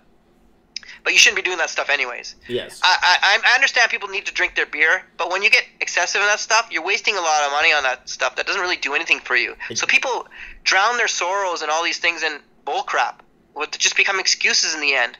You have 24 hours in a day. Make use of that time wisely. And as I found I do that, my ball just keeps rolling and faster and bigger, and I can't even stop myself sometimes. I can't even take a break. I keep saying it on my channel. The more you put in, the more you get back. Yeah, and the more you want to do it. I can't stop myself from working sometimes. I can't even take a break to play StarCraft anymore because I'm like, no, I should be working. It's just insane. Working becomes your hobby in your life, and not in a bad way because you're enjoying it. Yeah. So Belinda's asking. everybody. So Belinda's asking her, ask him about the Fukushima plant. I already did. I already asked him, so you probably changed channels for a bit, but that's okay. No problem there. Yeah, amazed. We're still surviving. I think the radius has gone down of what's contaminated or whatever. But I don't really pay attention to that stuff that often. It's because it just, when propaganda gets, or media gets overbearing on things, you just lose interest. What do you recommend? What do you recommend for trade shows? Like Gundam shows and stuff. Do they have that? Which ones? Those kind of conventions, those big conventions. Do you ever go to those? Nope. Oh, okay. I love Japan, but I'm not into anime or all these weird ass made things or stuff like that. I do love Japanese animation. Miyazaki, is that his name? The guy who makes those nice ones. They're beautiful. But other than that, no interest. Like, it's just I'm not a nerd in that sense. Okay. But I know a lot of guys who come here they're into that stuff, and that stuff is available like crazy for people. So yeah, that's a good option for people to come over and see and check out. But there's no recommendations. Yeah, no, I understand. I understand. You go to Akihabara for that stuff. Akihabara is another train station on the Circle Line, Yamanote Line. Akihabara is for the computer area that has computer and anime and all that stuff. People dressed up in costumes there. They ride their Super Mario carts down the streets. Wow. Oh, have you ever seen that? You can actually rent Super Mario carts and ride down the street with a bunch of people dressed up in those costumes from the game, from the Nintendo 64 or whatever it was called. Super Nintendo? Really? I never actually... Super Mario Kart, that's what it is, yeah. Wow. So you can play that in Tokyo, on the streets. Okay. Pretty bizarre, eh? Okay. Yeah. Anyways... Just ate a long time. Well, I want to thank you for coming on the show. We're approaching our 2-hour mark. I want to...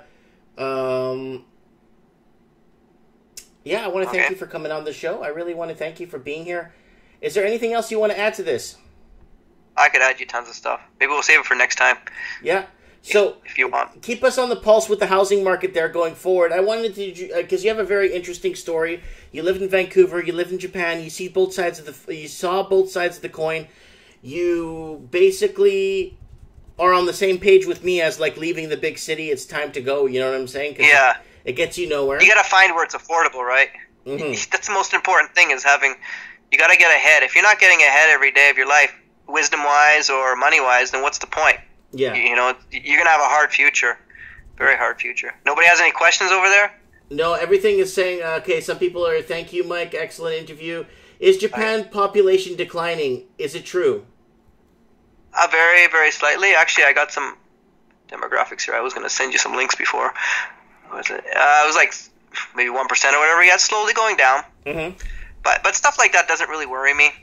It's, you need a place to live anyways. It's not like it's going down to like 3 people. There's still a bunch of people here. It's still 127 million people in Japan. Yeah, there's a lot more people. Right? Yeah, where's Canada at? Canada's struggling to stay at 35 million. Do you see a lot of immigration in Japan? No, that's why I love Japan. You see immigrants, there's like 1%, 1 or 2%, maybe 2% immigrants here. Mm-hmm. I'd say about 800,000 Chinese for the biggest part, but that's why I love Japan, because Vancouver is very multicultural. Mm-hmm. And as much as I'd like it to work, I don't feel like it works, especially when you let in too many people from the same country, because then they just mold into their own way. You gotta let them in slowly so they actually become that citizen. And that's why I love Japan. Even though I'm not Japanese, I appreciate that all my neighbors are Japanese, and they all have the same standards, kind of. Mm-hmm. So I know what to expect from my neighbors. I don't have to deal with everybody so differently without offending anybody or whatever. And that's what's really frustrating about being back home. Mm-hmm. With so many things you have to deal with. Pain in the ass.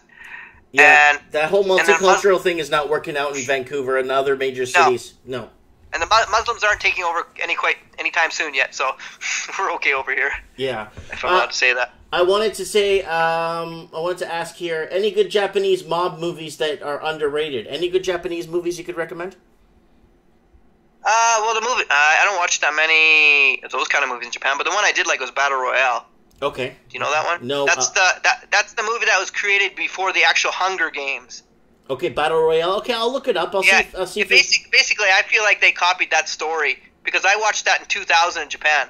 Battle Royale. I really enjoyed that movie. It's more dark. It's not so much Hollywoodish bullshit. It's dark. I just like it better that way. Mm-hmm. It's about kids, and it's a similar idea. Someone's asking here, do people buy silver? Do Japanese people buy silver? I guess for investment purposes. Silver, gold.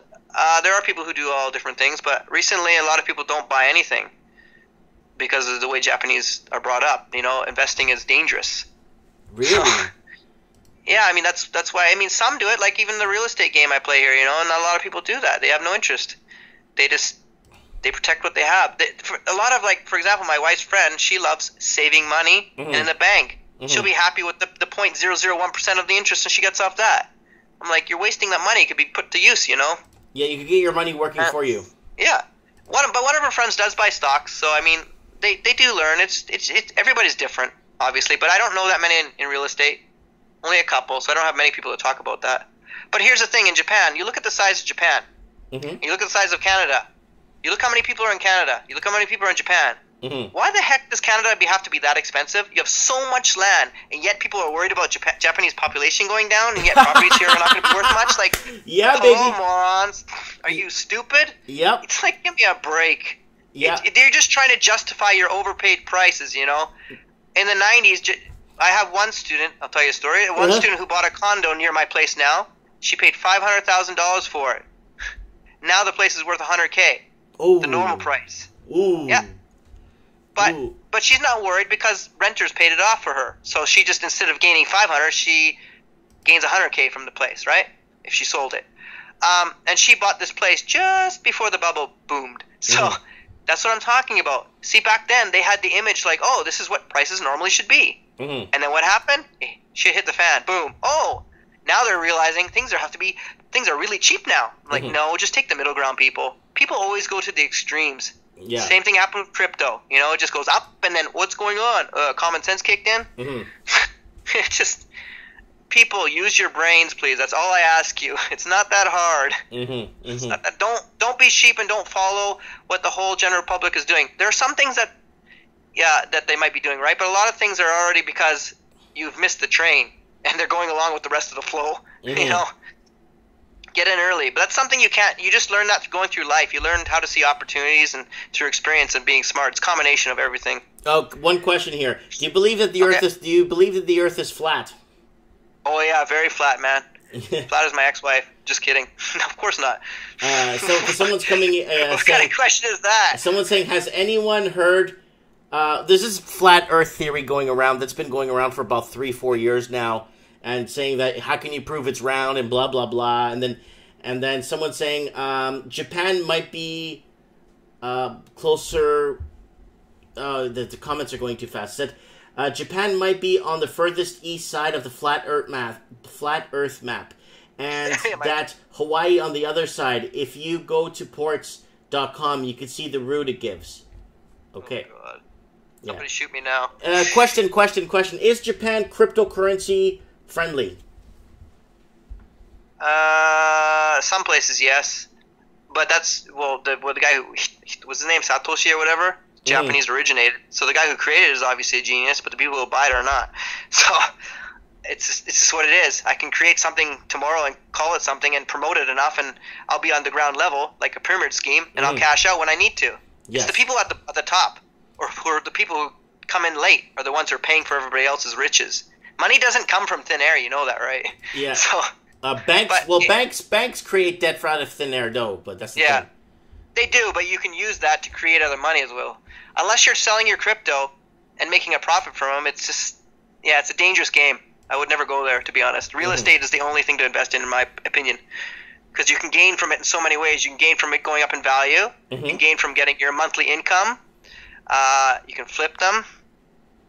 You can gain from just buying something really cheap and selling it more expensive later. So there's so many ways, foreclosures or whatever. There's so many ways to make money off. But crypto, you're just playing a speculative game here, gambling. If you watch it every day, you can buy and sell and make quick profits. Okay. Question. Stocks are similar, but at least you're investing in a company. Stocks are volatile, hit and miss. Yeah, my question, Portuguese. I'm a Portuguese citizen. Yeah. Did we have it, or is there an influence of anything Portuguese remnants still there in Japan? Anything at all? Yeah, the word arigato. Okay, yes, it's a Portuguese word. Obrigado. Arigato. Yeah.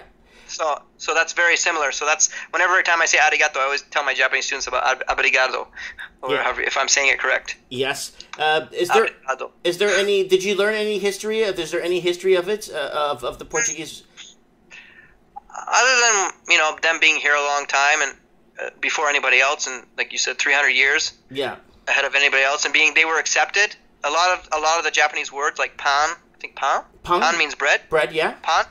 Bread is a Japanese word. There's a lot of Japanese words that are Portuguese as well that they still use. Pan is one of them. Obrigado, arigato. So other than that, but the thing is, people don't go around talking about that stuff. Especially it's historical. They don't care history. Anymore. It's history, right? But I'm not sure how much they study in schools about that, though. Yeah, I'm not sure. But it is pretty cool that it is. You can watch the Shogun and learn about that stuff, no? Yeah, Shogun. Yeah, you learn about a bit of history there. But, It's pronounced Shogun. It's pronounced Shogun. It's pronounced Futon. It's pronounced Karaoke. Okay? Karaoke? Karaoke. Karaoke? Empty orchestra. Empty orchestra, karaoke. Just like karate means empty hand. Empty hand, karate. Oh, I don't know. I see. I'm learning this stuff right now with you here. I can teach you. Yeah, yeah. Foreigners butchered words, but just like the Japanese butchered a lot of English words at the same time. So yeah, that's what happens. All right, we got to do this again. Yeah, we definitely. I can probably answer a lot more questions. Yeah, we will do a Japan. We'll do an East versus West. We'll do housing. We'll do a housing comparison show and buying power comparison show, showing exactly what buying power, how much further you can get ahead with X amount of money in Vancouver versus Lower Mainland. Lower Mainland now is completely taken over, so it'll be like Lower Mainland versus like Japan, and we could do comparison tests. You could even do some videos for me going through the grocery store there and show us how much shopping costs and stuff. And it's a good idea. Compare it. Like a detailed thing on one subject sounds like a good idea. Yeah, and then sorry to take up so much stuff on my history, but it's a lot of stuff. I could talk for days about this stuff. I had so many stories happen to me. That's good. But you know what? At least you did it. You lived it. You enjoyed life. You're 42. You still have a good 30, 40 years ahead of you. You know what I'm saying? And you got to live it well. I'm ready to retire. Yeah. Yeah. Why not? Okay. Well, we'll save that for next time. Yeah. Well, we're approaching our 2-hour mark now for real. And dude, I want to thank you so much for coming on. Guys, don't forget to check his website out. He's got a YouTube channel, Bukayo. I keep getting it wrong. Ebenkyo. I'll pronounce it for you. Ebenkyo. Benkyo means to study in Japanese. Okay. And the pronunciation of means good in Japanese, but it's spelled with an E. So Ebenkyo. Now, what was I going to say? I completely forgot. I just want to thank everybody for listening. Sorry to bore them with my story, but... No, it wasn't boring. It was interesting. I liked how you kind of evolved through time and kind of took the risk that a lot of people never did. Appreciate it. Oh, I'm sorry that my videos are geared towards English speakers. I'll get some more stuff later. But one of my future goals is also to make videos like you, but about real estate in Japan. Since I have so much experience with it. It'd be nice. Figure why not. And if you feel you want to share some videos with you could always give me videos to rip, and then I could add them to my channel, and you could be like a boots on the ground guy. You know what I'm saying? Until your channel gets bigger. You know? Okay. Yeah. Sounds like an option. Well, then this gets you more traction, right? Yeah. Well, I like YouTube because it shows people with real stories versus media, which creates stories. You know. It's not like I don't have all the answers or everything because I didn't experience every single thing, but I know what I experienced. How did you find my channel? How did I find you? I was maybe looking up real estate. I like watching real estate videos occasionally on the crash in Australia because I just watch all these people. I want to call them fools paying too much money for their properties. Oh yeah. You know, I feel bad for people. I really do. It's their own mistake for doing it, but that's what people do when they get into a bubble or a rush. They just it's never going to go down. It's never going to go down. Yeah, it might, but stuff does go down. So yeah. Put it this way, you're gambling. When you buy low, you have nothing to lose. But when you buy high, you have a lot to lose. Oh yeah, you're on the verge. You're on the verge. And you saying that stuff about online, and I agreed with that, and you got excited about one of my comments. You said, I love this guy. So I'm like, okay, this guy's just like me. Yeah. And you get scared to say stuff sometimes because, unfortunately, a lot of my family and friends have bought stuff in Vancouver. And when I talk like this, they think, don't be negative. Mm-hmm. I'm just trying to be realistic here. If I had a house in Vancouver right now that was worth $2 million, what I would do is I'd cash it out, I'd move to Japan and buy 15 properties and live off the rent. Yep. Yep. Pretty simple logic. My friend who he paid 1.6 is getting $3 or $4 grand a month for rent. Mm-hmm. I put $300K into investments to get the same money. Better yields. Way better yield. That's some details we can get into when we do our next video. For sure. Definitely. Well, brother, thank you so much. Keep me on Skype. Keep me on Facebook. And we'll stay in touch. And I want to appreciate... thank you for coming on the show. And thanks for watching. All right. Have a good night. Have a good day for you. Have a good day for you. That's right. It's 2 p.m. almost. All right. See you guys. See ya. Okay, guys, that was Mr. Japan. He's Ukrainian and half Russian or Dutch descent. Lived pretty much, had the Vancouver experience. The Vancouver lifestyle. Like, hey, I'm in Vancouver. Yes, I'm in the best city in the world. And then you realize that, what's going on? You're hitting yourself in the head. And then he makes it out to Japan. Took the risk, just like I did. moving around the world, and he's done it. He did it. He did well. Like, he did well. He prospered. Now he owns his own school now, and yeah, he's doing well. And we got to promote more countries like this, that it's friendly to single young men that are in this web of not going anywhere in their relationships. We need to promote countries that have up. I wouldn't mind, like, if I was younger, I'd take a cut in pay to live in a country like Japan, to understand the standard and the way of living and the family-like feeling of some cultures and stuff that offer you. That's why I spent 2 years in Mexico. I spent 2 years in Mexico because it was that family feeling, that feeling of being accepted, and everybody looks out for you and stuff like that, and neighbors look out for you all the time, and people are inviting you to go out all the time.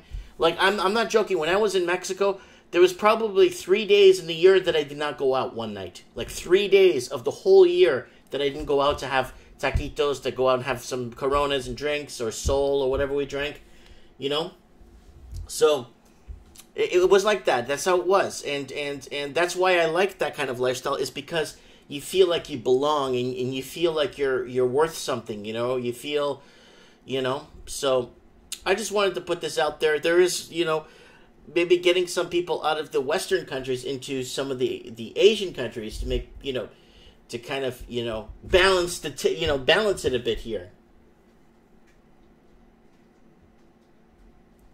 So someone's saying, why are you here, Mike? Why leave a good place? Where am I here? I'm here. Well, I left Vancouver, right? I just couldn't stand living there, right?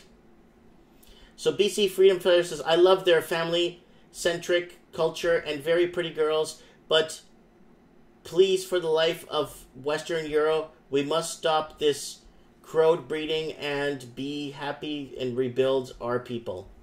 Yeah, just like Faith Goldie is running for mayor of Toronto. She wants to put Toronto, he wants to put Toronto first. She wants to put Toronto first, right? Because Toronto's really heading into a nosedive right now with the crime and the, you know what I'm saying? The crime and the cost of living and the mass exodus of people. Guys, there's a lot of problems happening in good old TO, the good old GTA, Greater Toronto Area. There's a lot of problems, guys. And people need to start facing these problems, because it's going to get a lot worse before it gets any better, you know what I'm saying?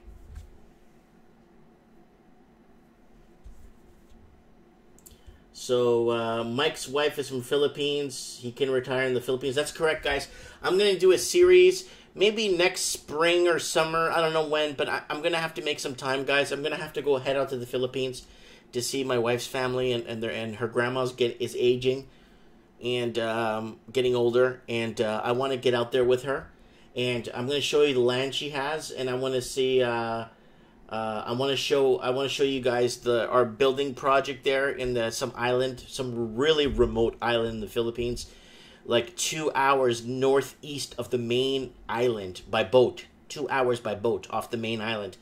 So, and it's a very remote island. So we're gonna go out there and build a house on her land that she owns right now. And yeah, someone says you could show the real poverty. Yeah, I'm going to be in all kinds of areas in the Philippines, all kinds of people, all kinds of, just different lifestyles and different people I'll meet. So, anyways, guys, I want to throw this out there. I want to thank everyone for joining me tonight. I got a guest.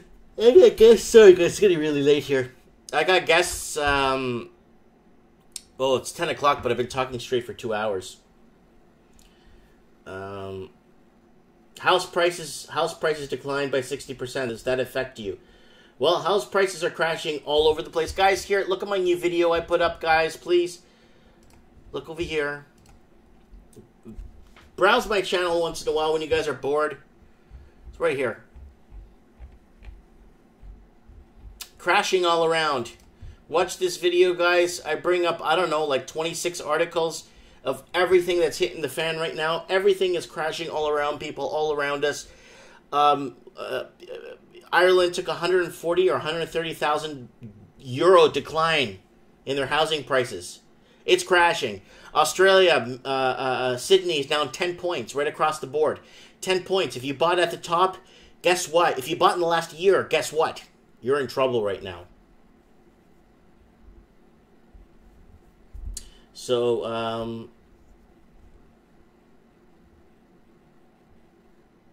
someone's saying, Mike, you are looking slim. Have you lost weight? No, I'm just there. I'm just me. I don't gain a ton of weight, and I don't lose a lot of weight. It's just a balancing act. So, Mike, you have now time to work out before the wedding. Yes, guys, I know. I have a full gym in my house.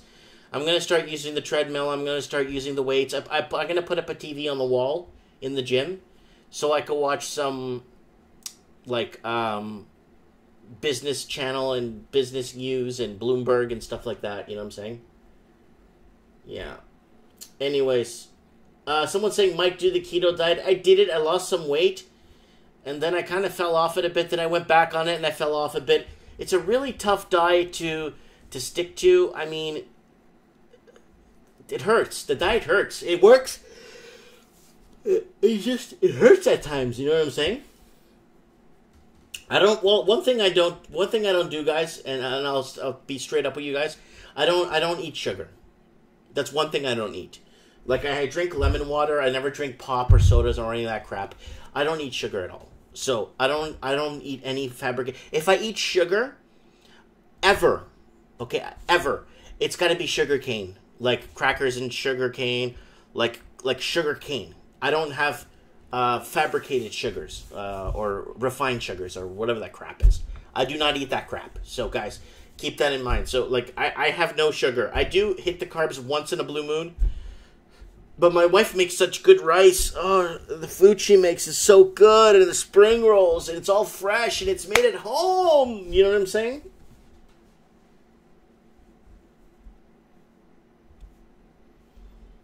So, yeah. Someone says, wish I could cut out the sugar. Just don't eat sugar. After 5 days of not having sugar, you wake up. Your life is like, holy crap. I sleep better. I wake up earlier.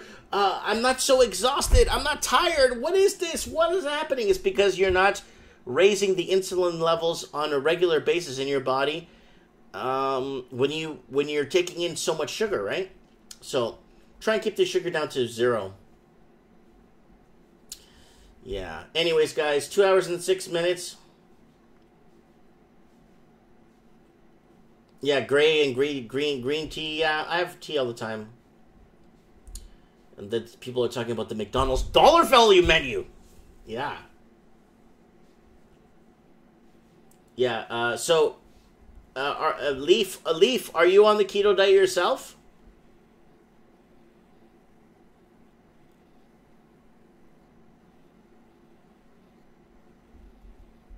So, yeah, I gotta get people, guys, if you know anyone that's drowning in a mortgage right now, if you could get him to call in or get him to contact me, I would like to know. I'd like to know someone that's drowning in mortgages that could tell us their story or how they were lured in.